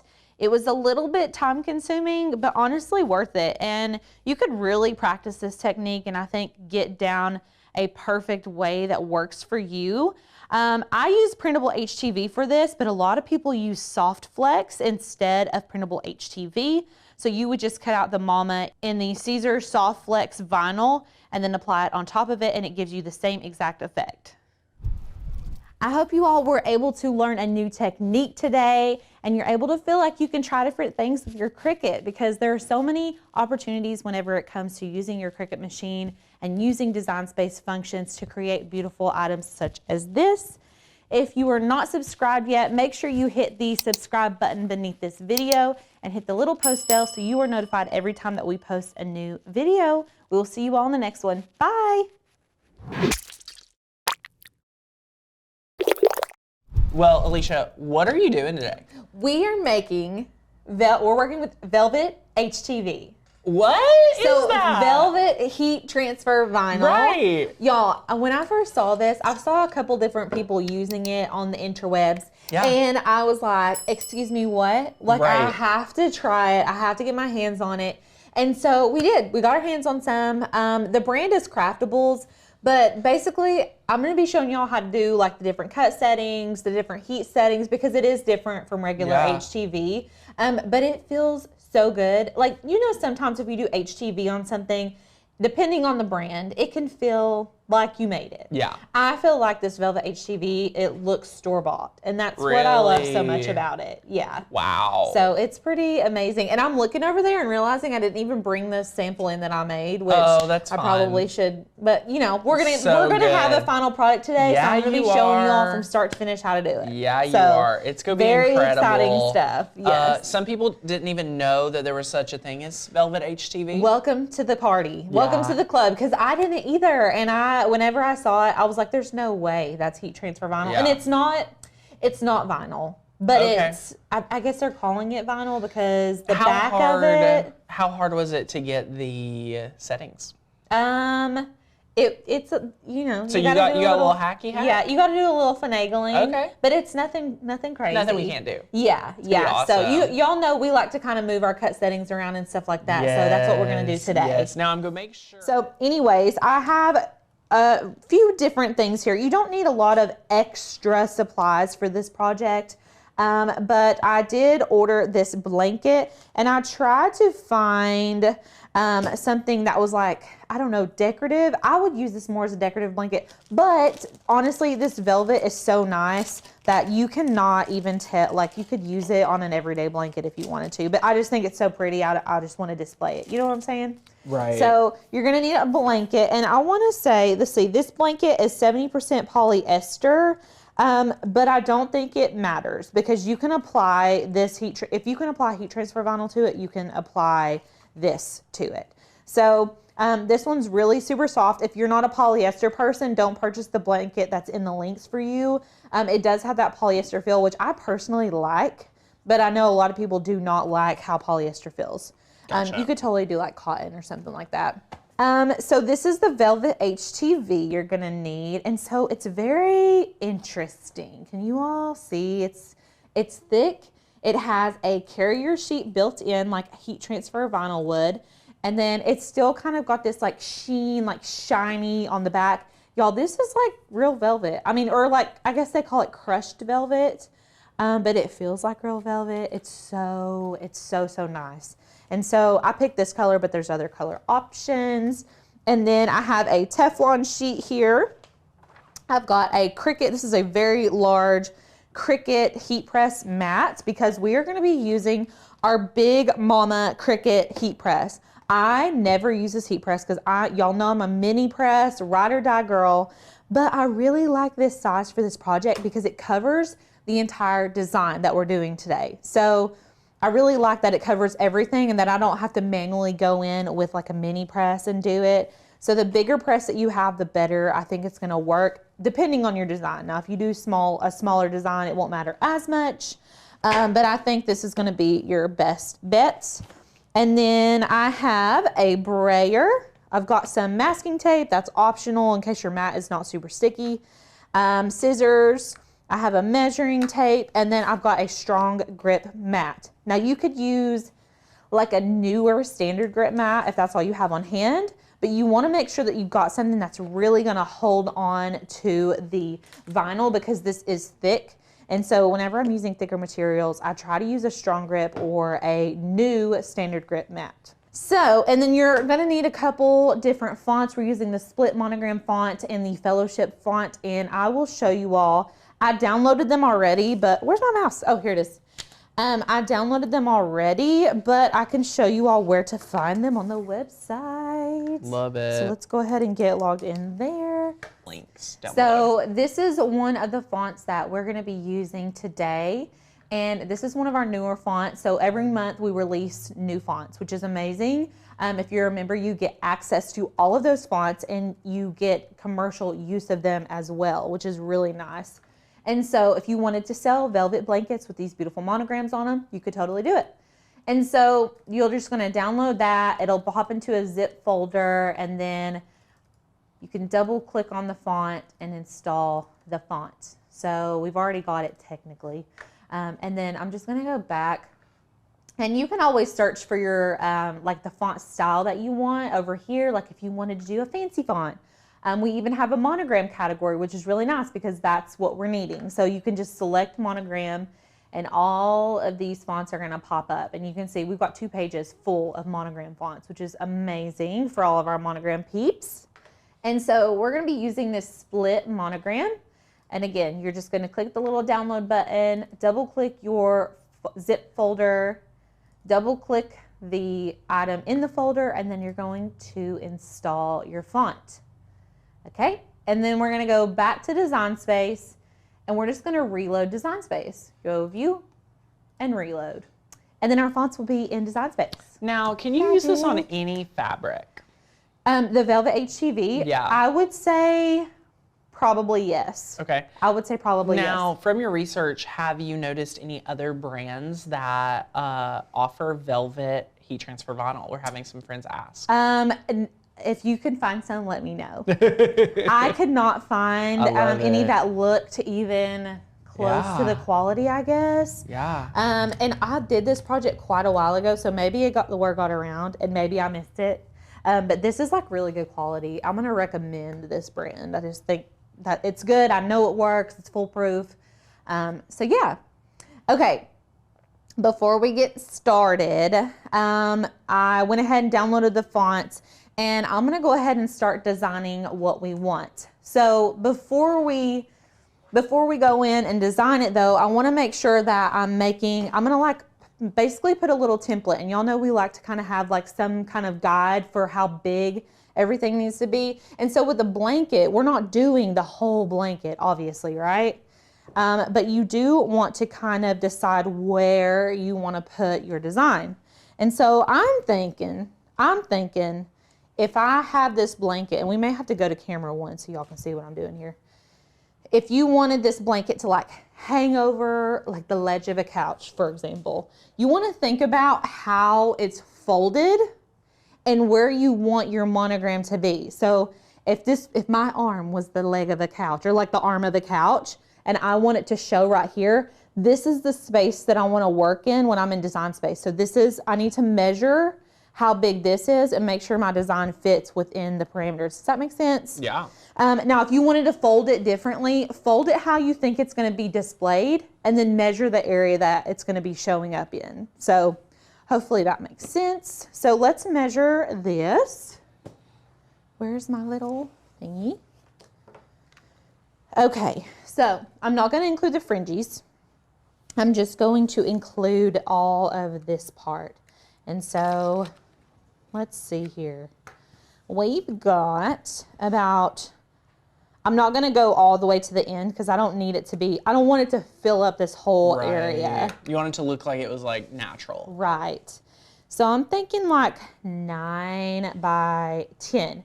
Now, this vinyl is not 12 by 12. I'll say that. 12 by 10 is what I read on the website. listing, Yeah. So these are 12 by 10. So you technically could not even get bigger than that. Now, if you were feeling risky and you wanted to butt two pieces, I'm not even going to get into that, but I was going to say if you wanted to make it really big, you could butt 2 pieces of it up together, but we're not going to do that today. So you want to make sure that your design parameters are within the 12 by 10, which ours are. We're going to do 9 by 10. So let's go back into Design Space. And I am going to just click a shape. And we're just going to pull in a basic shape. So this is my favorite way to kind of lay out my designs and make sure that it fits proportionally. You can unlock your shape. And then our width is going to be 9. And our height is going to be 10. Okay. And then I'm going to change the color of this to the color of our blanket. Love it. So this is our design. This is my little guide. And what we need to do next is pull in our first design element. So that's going to be your monogram because the monogram is the biggest element. It's going to take up most of the space. So select the text box right here and we're going to do an R. I'm going to do Renner, which is my daughter's babysitter's new married name. So I'm just going to select that and then I'm going to come up to my fonts. And if you're ever looking for a font and it's on Cricut, if I try to search in monogram right here, it's going to give me whatever Cricut is offering. Yeah. I don't want that. So make sure you select system fonts and it's going to pull up all of your downloaded monogram fonts. Does that make sense? The blanket color is beautiful, Tina. So, okay, we're just going to, oh, I need to search it. Let's see, monogram. Okay, and then you can see all of these different ones that we've used in the past, and we're going to be using the split monogram, and holy moly, that's big. Right. Zoom out. Okay, and then we're just going to shrink it down so that it fits within our parameters. Let me zoom back in so y'all can see what I'm doing. Okay. And you can stretch it to fill that area. That way you know how big it's going to be. Okay, beautiful, right? Yeah. Now, the next thing that we need to do is add in our text that's going to go through the middle. So I'm going to do Renner, and it's still in my monogram font. So I'm going to hit Command A. That's going to select everything in our text box. And then we can type in our other font name, which is Fellowship. Okay, I love this one. I think it's so cute. Now, I will recommend that you do all caps here. I just think it looks better. It kind of fills in the space because you can see now, like if it was small, there's going to be big gaps. And so what I like to do is use all caps. You could also use a like a script, but I would make sure that you didn't do anything too dainty because it's not going to cut well. So you want to make sure that you're not doing anything super detailed when you're cutting this vinyl. I don't even like to call it vinyl. When you're cutting this velvet. It does, I mean, it really is just like adhesive back velvet, right? It literally is. Like people's like, wait, it looks just like velvet. No, it's velvet. It's velvet. With a heat activated backer. Yeah, So exactly.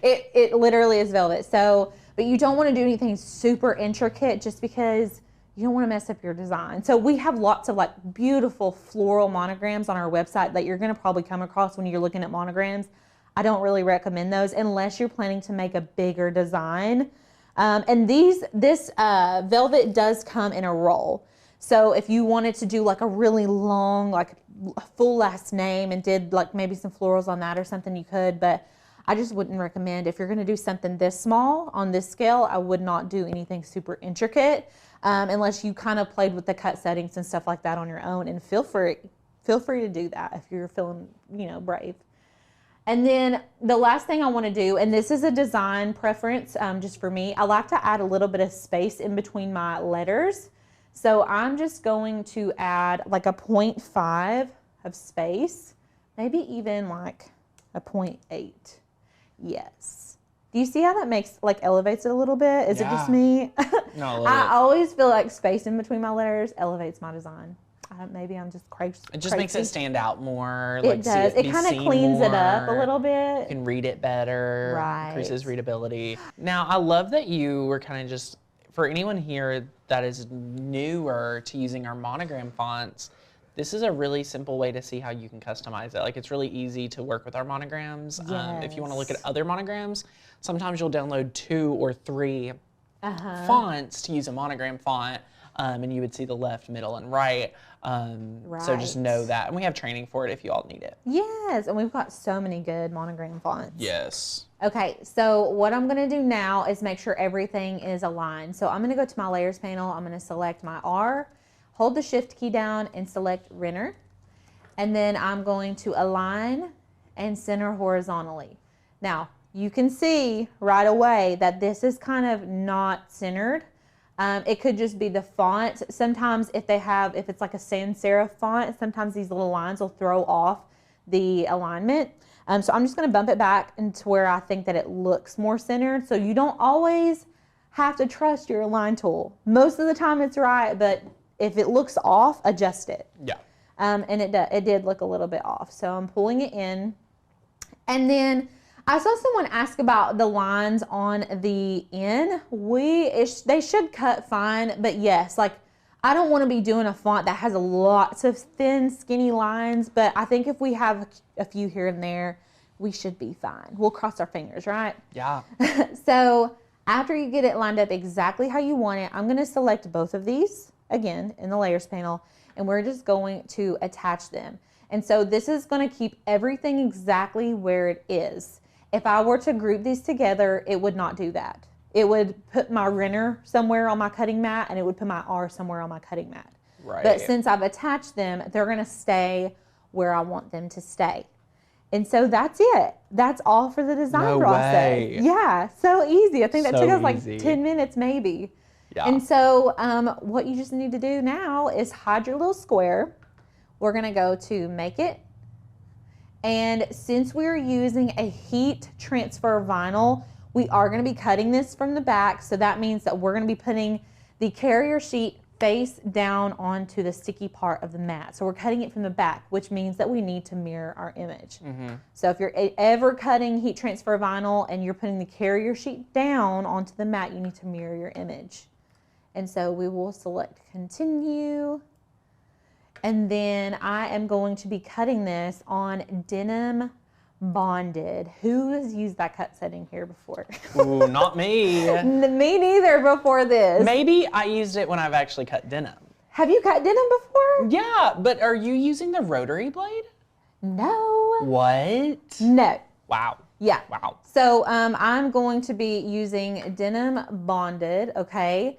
And so I've seen this done a couple different ways, just whenever using thicker materials. Like a lot of times people will use settings like denim bonded with more pressure to really cut through it. But the denim bonded cut setting has a lot of pressure on its own. So I don't need to add more pressure. I will say that if you are cutting with an older machine, or it doesn't even necessarily need to be older. It could just be your machine needs a little bit more pressure, or may even need a little bit less pressure. You can always adjust your pressure right here in this drop down menu. Now I've tested it a couple times and I actually have it right here so you guys could see. I did test it using more pressure and you can see it almost cut through my carrier sheet. So I think a lot of you all will probably run into the issue of, you're like, I want to make sure it cuts all the way through. So let me add more pressure. Be very careful and make sure you're doing a test cut first, because I don't want you all, first of all, to waste the spinal. It's a little pricey. So get you a piece and use it as your test sheet, and make sure to get your cut settings right before you go willy-nilly cutting your design, because it is going to vary from machine to machine. It's going to be similar, but it's going to be a little bit different. And so I felt more happy to use my default cut settings. So I'm just going to use default pressure on the denim bonded cut setting. Does that make sense to everybody? Yes. Okay. Betty, we're using a velvet HTV that is linked below for you guys. So I've got default pressure here. All I need is a fine point blade. That blew my mind too, I promise. I was like, wait, what? We don't need a rotary blade for this, which is really nice because you don't have to buy, you know, the adaptive tools and all that. And so what I'm gonna do now is move all this stuff out of the way. Okay, so here's our velvet. The carrier sheet is on the top. That means that I'm going to flip it over. The carrier sheet goes on the bottom, okay? And we're gonna be cutting it from the back. I'm gonna line this up to the top left of my mat. And then you can take a burnishing tool or a brayer. I personally like a brayer when I'm using fabrics like velvet, or if I'm using like fabric with heat and bond on the back of it. A brayer really allows me to lay everything down smoothly, okay? And then we are just gonna run this through as the Cricut. Okay. Good deal. Yes, Annette, it will need to be mirrored before you go to cut it. That is correct. I really love that we're only using the fine point blade for this because I feel like a lot of times if we're doing any kind of like crazy new material, it always requires all of this like new product and stuff, but it's really nice because you can experiment with this and you don't really need anything new. Like if you've already got a heat source and you've already got your Cricut, like you're good to go.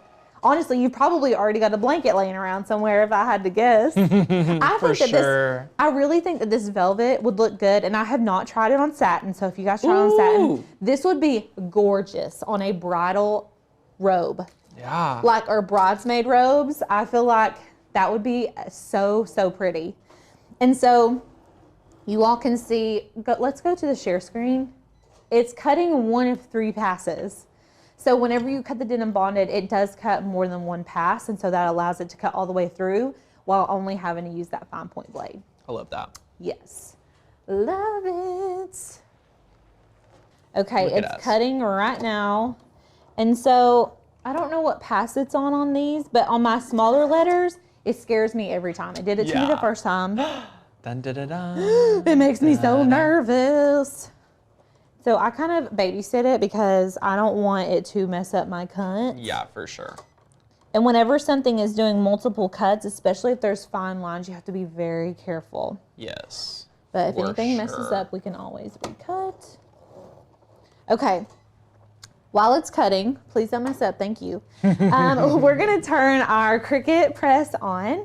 Okay. Let me turn it this way so it's not upside down. Okay. Can y'all see that? Yep. Okay. We're going to push the power button. We're going to be setting it on 310. So it technically needs to be between 300 and 315. 310 is like my happy medium, and it worked really well for me. So we're going to adjust this to 310.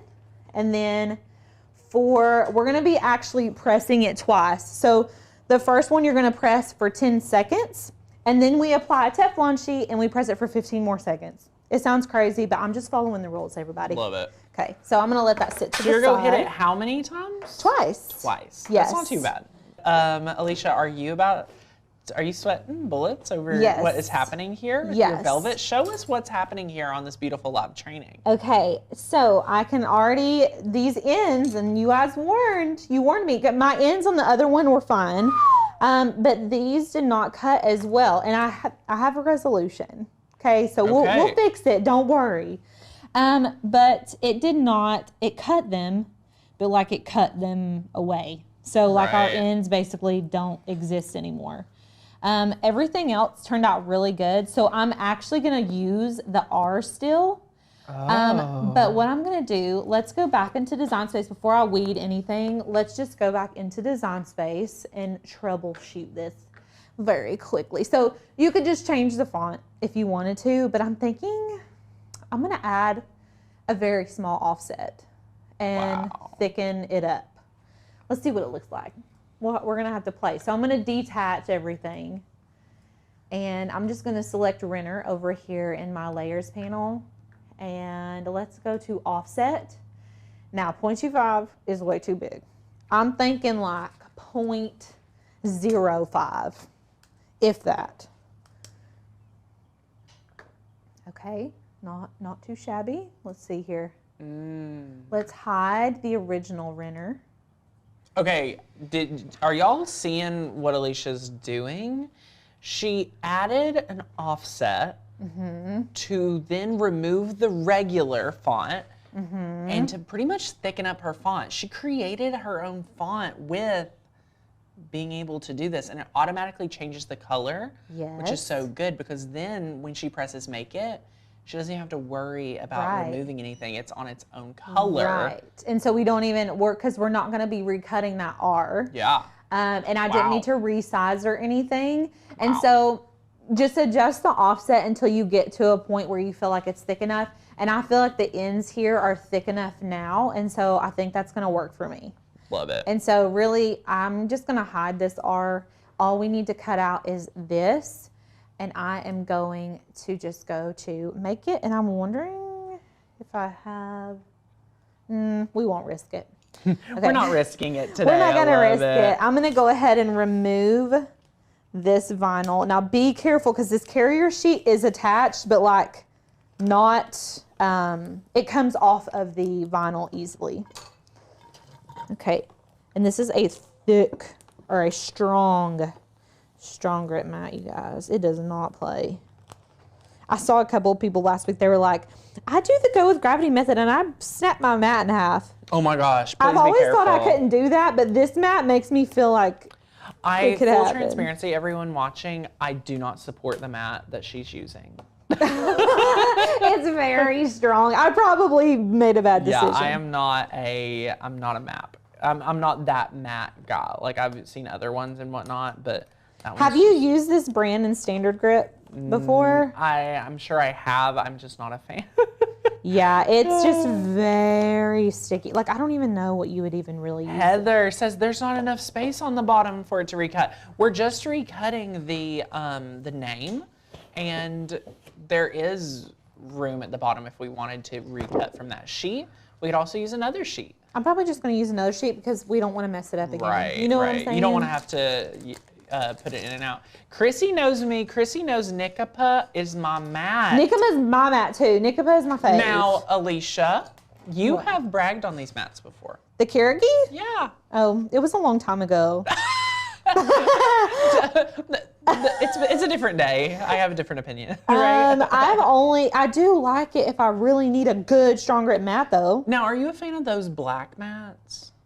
I used to be, but Nicopa is my favorite. Yeah, Nicopa's really cool. Yeah. We actually, me and Courtney had talked about, we had this like idea to do a whole line of physical products for you guys, and obviously we aren't doing that as of yet, but one of the ideas was to offer like a really great quality mat. But did you all ever think about how hard it is to ship these mats? I know. It's hard. Because like it's not gonna fit in your mailbox. Yeah. You know? So anyway, it's very expensive to ship mats. So just thank everyone who does sell mats. Yes, thank you, Nicopa. Yeah. Thank you. Thank you. Okay, so make sure to mirror it whenever you go to make it. We're gonna select continue, and we are gonna cut this on denim bonded. I'm gonna do, y'all, this is why I said make sure to test it before you go. Because before the live, whenever I was like, I'm just gonna test again before we start. The default pressure was fine, but like I used default pressure here, and look, it's tried to cut all the way through. It did cut all the way through in a lot of places. So which that's okay. It's not the worst. It's not the worst thing that could happen, Right. but I really like my carrier sheet to hold everything in place. And so I don't want it to cut all the way through. So on this one, I'm gonna do denim bonded, and I'm gonna do less pressure. Wow. Just to make sure it doesn't cut through, because those little letters are not going to be as easy to line up as the big R. So hit done there, and then we're going to do less pressure. Y'all, let's give Alicia and the Cricut some love in the comments. Go ahead and drop them some inspiration or motivation as they're about to cut again. Right for me. I'm very excited to see you weed this velvet. I don't know about everyone watching, but I'm very intrigued to see the process of the weeding. I think the applying is fine. I think the cutting will be fine. But the weeding, I'm very excited You're more to watch. curious I'm more about. curious. Who else is curious about the weeding? Let us know. Let us know. Yes, so good. Okay, I'm going to weed this as best as I can. As I was showing y'all, it's kind of detached from the carrier sheet. I'm going to try to keep the carrier sheet intact as well as I can. Okay. You got this, Alicia, Lindsay says. Thank you, Lindsay. I'm actually going to trim off this excess because we don't want any extra annoyance. And I can save this little piece and use it for something later down the road.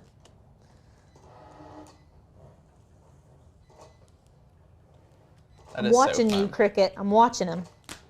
Come on, Cricut. Come on. Come through for us. So awesome. So you're just going to weed this as you normally would, like HTV. You're going to weed out everything that you do not want. Yeah. And just be very cognizant if your carrier sheet did get cut a little bit. Be very careful. Right. And so there's a little bit of like leftover velvet. Okay, you're like, this is a breeze to weed. Oh my gosh, it weeds so good. And it's probably because it cut all the way through the carrier sheet, but you can see it's still semi-intact, which is really nice for us. Yeah. So I'm just going to leave that there. I'm actually going to pop this out because it's kind of detached. And we are going to set that to the side. Y'all, it was fine. Our prayers have been answered. Well, you haven't weeded it yet. You're not out of the woodwork. I don't know. I feel good about it. You feel good about it? I got some good energy. Okay, I have an idea for you. Okay. And tell me what, okay, I'm going to give you the idea and tell me if you've already thought about it. Okay. After you weed it and like cut it, like with your X-Acto knife, could you place those letters right there onto the like carrier sheet to carrier sheet and then press it like just like it was all together? Well, let's do it. Wouldn't that be cool? You could. I think you could totally do that. I mean, I'm sure you could do it either way. Yeah. Like press the R down, then the name letters, or you could like try to. Wait, so you want me to put these letters onto here? I want you to cut out that carrier sheet, like real close to letters, and then after you weed it, place those letter and the carrier sheet inside of the R before you press it, so it can press all together. Okay. What do you think? I don't know. I don't know about it. I don't know. Let me just weed it first. I mean, so one fun. step at a time, everybody. One step at a time. It almost cut all the way through the carrier sheet on here too. With less pressure. Child. I'm nervous.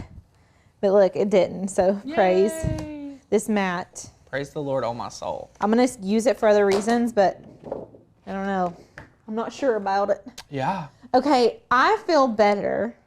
Yeah, you do. I feel, well, what I was going to say is I feel better pressing them separately. Oh, do it. It's your show. I was just thinking what you thought about it. Okay. I feel like what I want to do is press this, and then I'm going to go in and press this on top of it.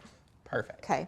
And so let's grab our little blankie over here. Yeah, beautiful. And I'm going to find, hold on a second. I gotta make some room over here. Keep everything like non-sticky side down. It just helps your life. Okay, so this is where I'm wanting to put it, right here. And I just want to press onto a single layer. So I'm just gonna grab this layer and kind of, if we go to camera one, I'm just gonna kind of like open it up. I've still got my hands exactly where it's going. And actually there's like crease marks where it was folded. Okay. So let's get our little heat mat. And we're gonna slide this up and under where it's going. I'm sorry if the view of this is not ideal, but I promise we will get there. So we're just pressing on one layer of the blanket. We don't need to be pressing the entire blanket. Okay, make sure these fringes are out. We want this to be flat. Very flat. Okay. Love it. And just be aware of the edge of your blanket, like this bottom edge. You want to make sure you're like putting this close to the edge, but not too close. You want it to look good, you know? Right. Okay. Now, we need our R, our big R first. And what we're going to do, oh, my press. Uh-oh. Okay, it just turned off, I think. Okay, can y'all see me if I'm right here? Okay, I'm actually gonna scoot it up just a hair. Okay, so this is the area, and I'm just going to line this up. All right. Perfect. Does that look straight to y'all? It looks straight to me. Looks good. Okay. Maybe just a little bit. Okay, beautiful, gorgeous. Now, the first 10 seconds, we're gonna be pressing directly on to the HTV with our press for 10 seconds. So I'm gonna adjust the time to 10 here. Perfect. So we're gonna adjust it to 10, maybe. Just maybe. Okay, and then I'm just gonna put this right on top of here and we're gonna hit go. And I'm applying firm pressure. Okay, do. Allison's asking about any preheat. There was no preheat instruction? No, but if that's something that you like to do often before you apply HTV, you can preheat it and then put it on there. I used to preheat all things, Allison. Like, I don't know, like, I think some people have a good habit of it. Some people, I don't know, it seems like in general now, heat transfer vinyl, like, people don't preheat. I know. I love preheating. It feels like, it kind of like, makes sense. It sets the foundation a little bit. It just gets it ready, right? Right, I love yeah. it. Kim says these two colors go together. It's so good. I know. Kathy, do we need to prepare pre-press or lint roll? So if you like to lint roll, feel free. But remember, this would be similar to regular heat transfer vinyl. So you might be in a sublimation mindset where you lint roll, you lint roll, you lint roll. Wouldn't necessarily be the same reasonings to lint roll today. Great question. So this is for 15 seconds with the Teflon sheet for the second press. Oh, so wonder what that Teflon sheet's doing. Why would, you know what I mean? Like, wonder what. Well, you know, like I know with puff or like brick, you don't want to overwork the substance that you're pressing. So like if you're doing a thicker material, you don't want to like overheat it. Yeah. Honestly, velvet, this velvet I would guess is a synthetic material. And so it could potentially melt it. Sure. That's my theory. Love it. I just was following the rules, but I think that's probably why. Yeah. Okay. And so you want to let it cool for at least a minute so we can... So is this a cold peel? It's like a cool... A cool peel. Like not like a warm peel, not a hot peel, a cool peel, but not cold. We just want to wait a minute. Yeah. We don't want to pull it up, and we want to make sure that it's like adhered, so we don't want to start tugging at it and pulling the carrier sheet unless it's completely adhered Donna's to the asking blanket. how much pressure are we putting? You know, I'm just putting my weight into it. I would Just tell your you how much I normal- weigh, but I won't do that. I won't do that. So you're just normal pressure you would use for heat transfer vinyl. Yeah, well, a little, I mean, I'm kind of like leaning into it. Yeah. So just put your body weight on top of it. And I Perfect. feel like if you have a heat press, you could probably do the same thing with the heat press. Yeah. So. Lisa, and this is a cooler peel, so we're letting it sit for a minute. Yeah, it's not like DTF when it's like completely cold. But we just want to wait for a minute. Okay. Okay. Yeah, so it's still warm, but we've waited a little bit, so we're good. And so I'm going to very carefully pull this off. Ooh, she's so pretty. Oh my gosh, it is on so well. It is, and it looks gorgeous. Look at that, y'all. Isn't that not beautiful? Yeah, it looks awesome. Y'all, these would be such good Christmas gifts or like wedding gift. Yes. Oh my gosh. Okay.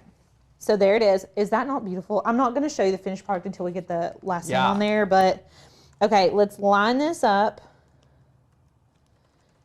Now, if we didn't have to recut it, it would have been nice because we would just have to do the one press.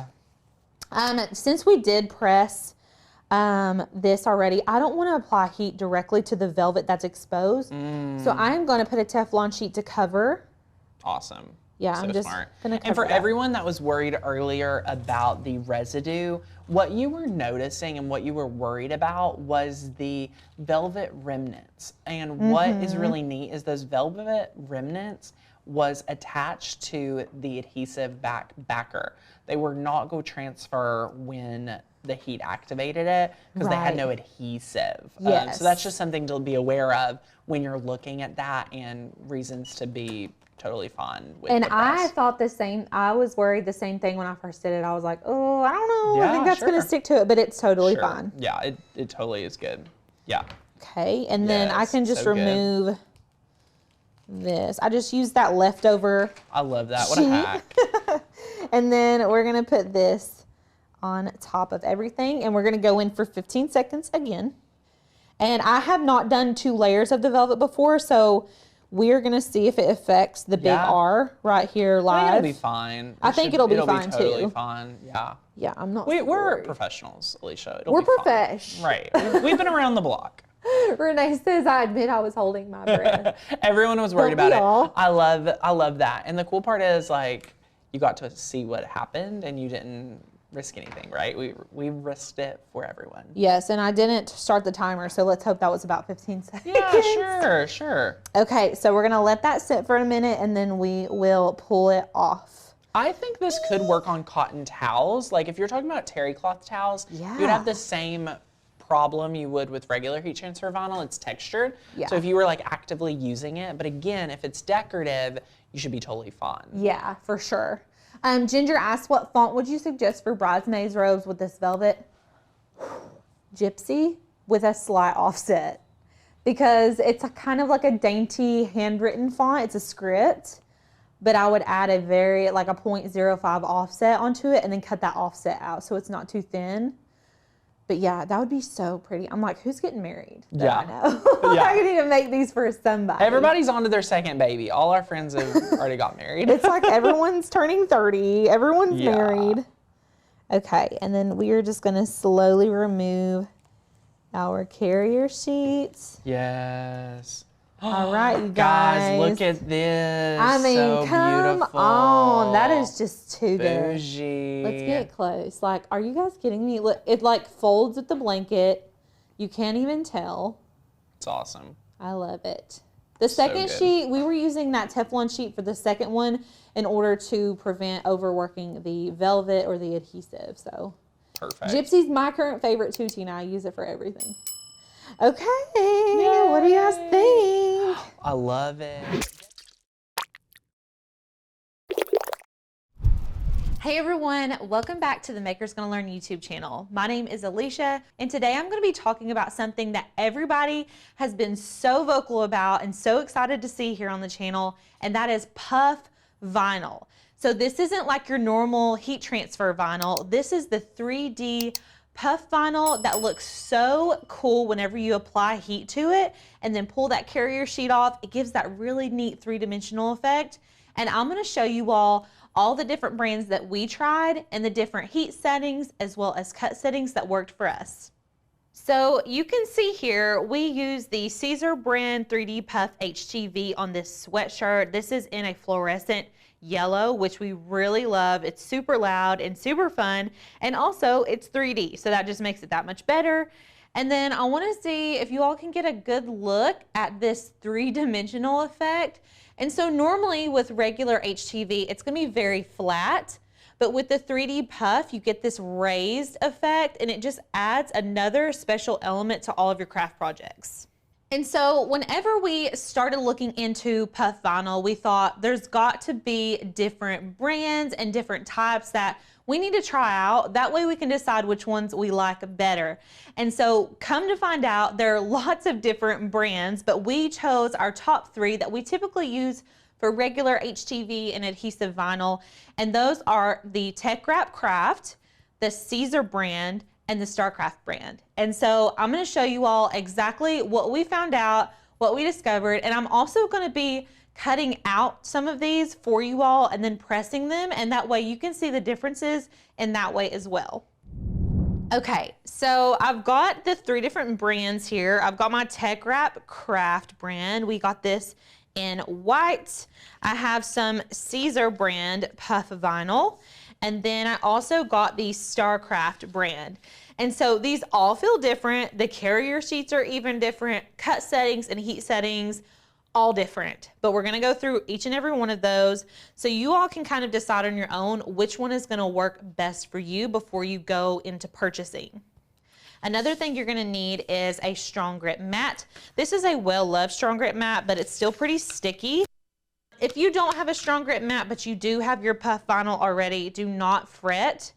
You can always use a standard grip mat and then just use masking tape to make sure that it's stuck down really well. You just do not want your vinyl moving around when we go to cut it. So make sure that you have it securely set onto your mat. And then I've just got like a plethora of different weeding tools. I have a True Control knife, some scissors. This is a pin weeding tool for fine cuts, and then just a standard weeding tool. So other than your Cricut, the last element that you're gonna need is a heat source. So we have been using the clamshell heat press for all of our puff vinyl needs. You can use a bigger Cricut Easy Press if you wanted to, and if that's all you had on hand. I would recommend testing out small sections of puff vinyl onto like a scrap piece of cloth or something like that before you go and do a huge design on a really nice t-shirt, because you do need to apply a very specific amount of pressure. And so that's why we really like to use this big heat press, because we can adjust the settings as needed and we can apply more pressure if we need to as well. I do not recommend using a Cricut Mini Easy Press or using an iron that may put out steam or anything like that. A heat press or even the bigger Cricut Easy Presses are gonna be your best bet. Let's go ahead and get into Design Space. And I've already laid out these simple designs today. We're not gonna spend a whole lot of time in Design Space, but I do wanna go over the cut settings for each of these vinyls because they do vary from brand to brand. So let's go ahead and get into that. Okay, so I have pulled in the design elements for the 3 different shirts that we're gonna be making today, and then we will just work our way up from there. So I'm gonna start with the Tech Wrap Puff HTV. So you can just hide any of this stuff in the layers panel that we do not need. We'll go ahead and hide that. Okay, and then we will just go to make it. Now, when you get to this page, you're gonna need to mirror your image when you're using the Tech Wrap vinyl. So I'm just going to select mirror right here, and you can see that it's flipped my image to the opposite direction.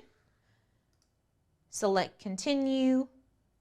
And then depending on the machine that you're using, you will use different cut settings. And this is per the Tech Wrap reference guide that they send me whenever they sent the actual Tech Wrap Puff vinyl. And I'll show you guys that right now. So this is the label that came on our puff vinyl sheet. You can see it's actually torn up a little bit, but that's totally fine because I can still read all of the information on the back. So here it has your HTV type, the machine you're using, as well as heat settings. And then it tells us how much pressure we need to apply depending on the HTV type that we're using. And so what we're doing today is we're using the Explore series, and it's telling us that we need to use the Everyday Iron-On cut setting at a pressure of 160. If you're using a maker, you're gonna use the Premium Vinyl Holographic setting with a pressure of 185. I plan to put a reference guide together for you all. That way, if you do get really into puff vinyl making, you're gonna have something to refer back to whenever you go to actually make it.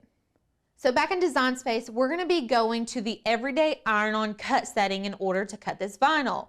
But according to our reference sheet, we need to be cutting it with a pressure of 160. Now, how do we know if our Everyday Iron-On is cutting at a pressure of 160? Well, I'm gonna show you. We're gonna go to Browse All Materials and then to Material Settings on the bottom left.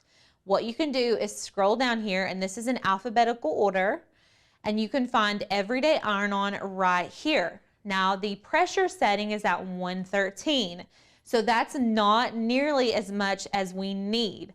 So what I suggest that you do is keep on scrolling all the way to the bottom of these material settings, and we're gonna make our own. So I'm gonna add new material, and let's name this Tech Wrap Puff Vinyl, okay? And so this setting is gonna be in here forever, so you can refer back to it whenever you're cutting your Tech Wrap Puff Vinyl.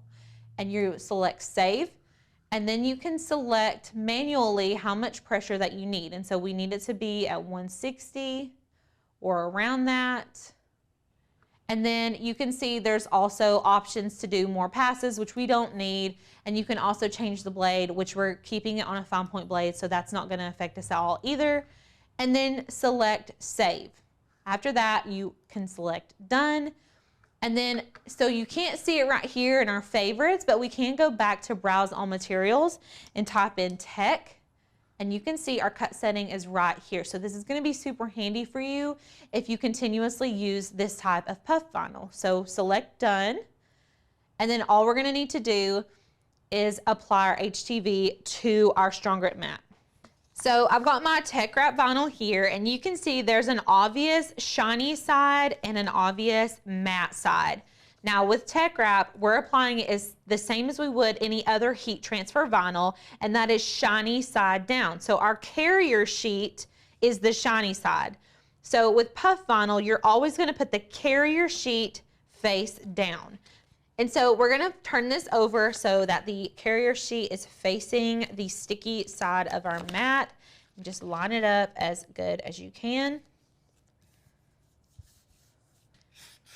And then you want to burnish this down and make sure it does not move. Now, if you're using a standard grit mat or a little bit less sticky of a strong grit mat, you're going to want to add some painter's tape or masking tape around the edges to make sure that it's not moving when it goes to cut. And then you should be good to go ahead and send this through the cutter. And so this is the finished product. So you're just weeding everything around your design, and then you're left with the design here. And you can see the carrier sheet is still holding our design in place. Now with the Tech Wrap, the carrier sheet is sticky, and typically with HTV, you will find that the carrier sheet is sticky. Now the StarCraft carrier sheet, not sticky. So you'll see differences with puff vinyl, and it's just gonna be differences between the brands and what they chose to do.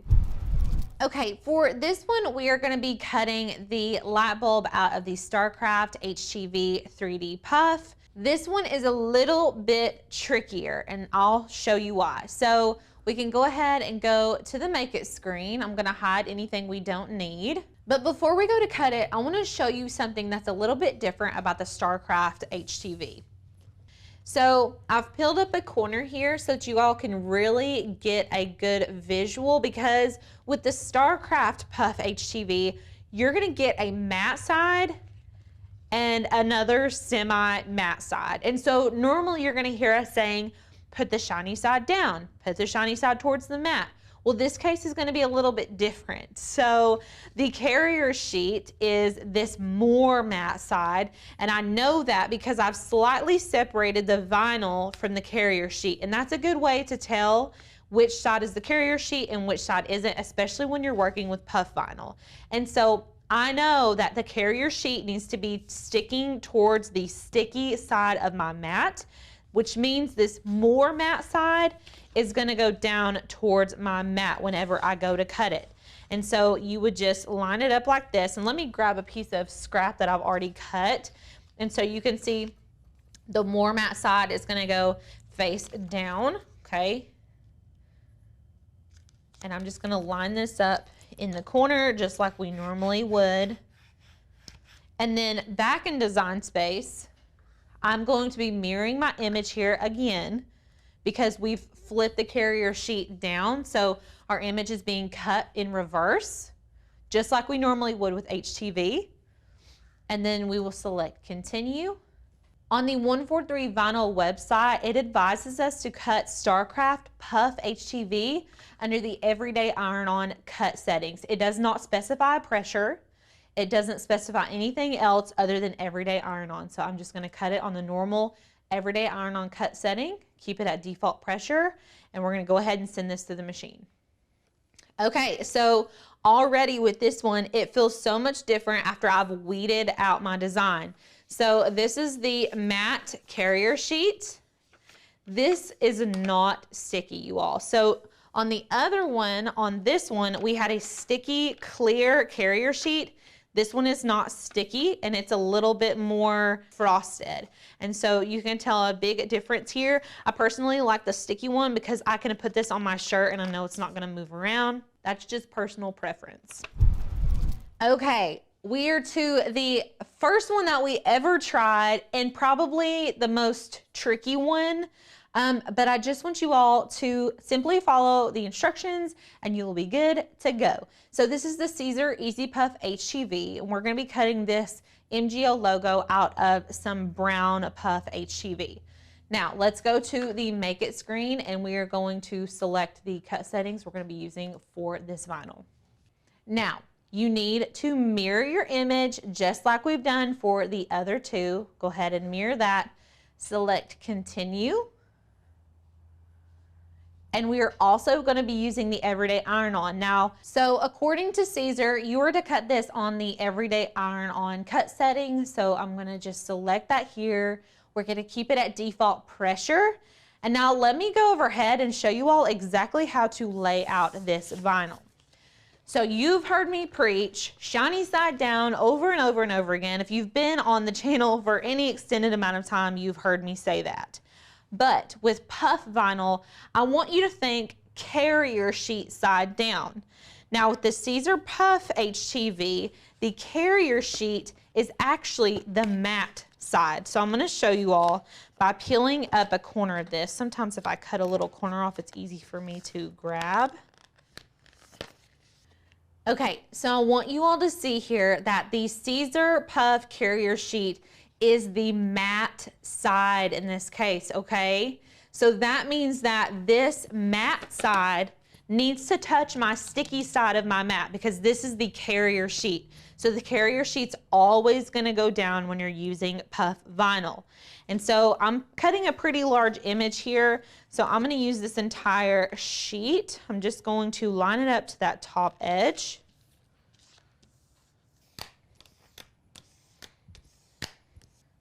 And then we can go ahead and feed this into the Cricut.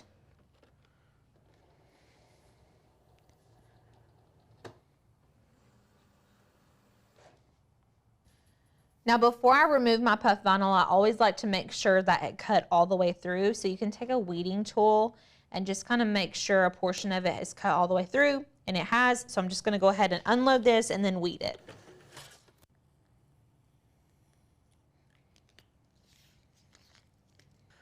Okay, so our design is weeded. This carrier sheet is very matte, similar to the StarCraft, but it's also sticky like the Tech Wrap. So we kind of get the best of both worlds there, I guess. It's just funny how they're all so different, but it's basically the same exact type of vinyl. So anyways, this is our design, and the next thing we want to talk about is heat settings.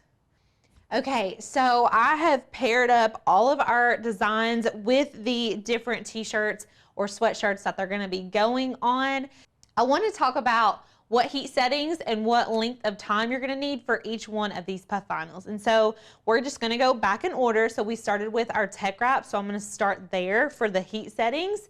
This is gonna need to be pressed at 275 for around 8 to 10 seconds. And so I've got my heat press already preheated. And so all we're gonna need to do is lay out our design exactly where we want it on our shirt. So this is just a pocket tee, so I'll just line it up on the chest of this shirt, and it is sticky, so it's not gonna move a lot once you get it down. You can pull it up and move it if you need to. And then what we're gonna do is put this into our heat press. Now, a lot of people ask, do we need different types of butcher's paper or like a Teflon sheet or something like that? I have not used one yet, and everything has worked out perfectly fine. We have the carrier sheet as a barrier, so we are gonna be good to go. So I'm gonna press this with firm pressure for 10 seconds.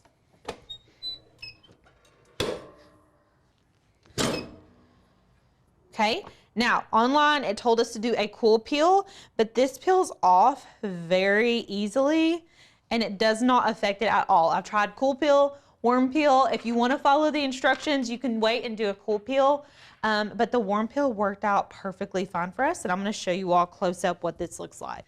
So this is the Tech Wrap Puff HTV. It looks so good, and I love the texture that this puff vinyl gives.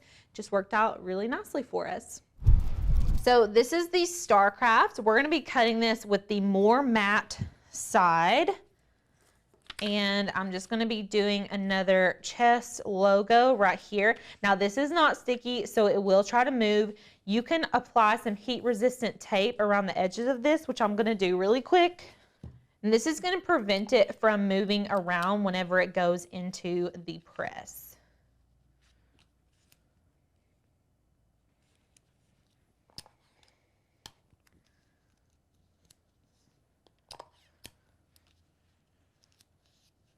So these are things that you're gonna need to think about whenever you're purchasing different puff vinyls. Like, do I wanna have to take my design down every time that I go to press it? Would I rather it just be on a sticky carrier sheet? That's just something you're gonna have to consider. Okay, another thing about the StarCraft heat settings are that we're going to be pressing it 2 times. So the first one, we're going to be doing it at 285 for 8 to 10 seconds. I'm going to do it for 10. We're going to remove the carrier sheet and press it again, just bare bones for 4 to 6 seconds. It sounds crazy, but it works, trust me. So let's go ahead and plop this in here. We're going to do 10 seconds for the first one. Okay, we're going to remove the carrier sheet. Before removing the carrier sheet, you're going to need to let this cool down completely. And so delicately remove this. And honestly, y'all, it looks really nice right now. It's very smooth. It feels different than normal HTV, but it does not quite feel like puff HTV at this point. Let me give you a close-up. This is before the second press. So it's very smooth. It's not textured like the Tech Wrap was. Very smooth. It actually looks pretty nice. But if you want that 3D puff effect, we're gonna need to press it a second time. So this part scared me the first time I did it. I thought, no, thank you. I'm not gonna do that. But I did a little tester corner and it worked out perfectly fine. So we're just going in, bare bones. I've got my t-shirt and it's gonna be sandwiched in between the plates at firm pressure for 6 seconds.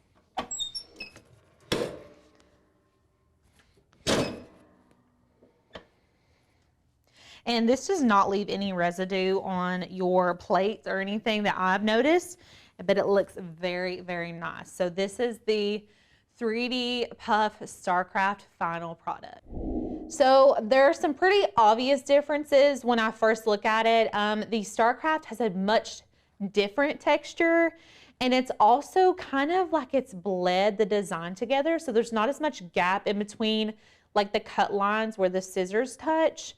I'm gonna personally say I like the Tech Wrap results better than the StarCraft, but like I've been saying, it's all gonna be personal preference, and the more you work with certain types of vinyl, the better you're gonna get at it as well, but they both look pretty dang good. Okay, and last but not least is our Caesar. This is our favorite brand of HTV, and so this was the very first brand that we used when we were making the puff vinyl, and I really like this because it has the sticky transfer carrier sheet, and it just looks really nice. So for this sweater, so I'm going to use one of the Maker's Gonna Learn t-shirt guides for this one. And when I get full designs like this, I like to crease them about halfway and then line it up with the middle of my t-shirt guide. If you don't have a t-shirt guide, you can do 3 finger widths from the collar to wherever your design's going to be. That's how much space you need in between it. Then we can remove the t-shirt guide.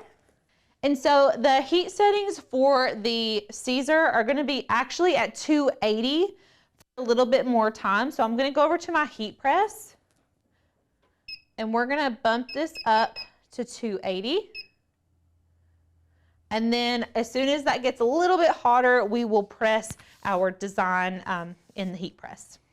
If you look on the 143 Vinyl website, which is where I purchased this Caesar brand vinyl, it's going to recommend that you press it for 8 to 10 seconds. I found that the 15-second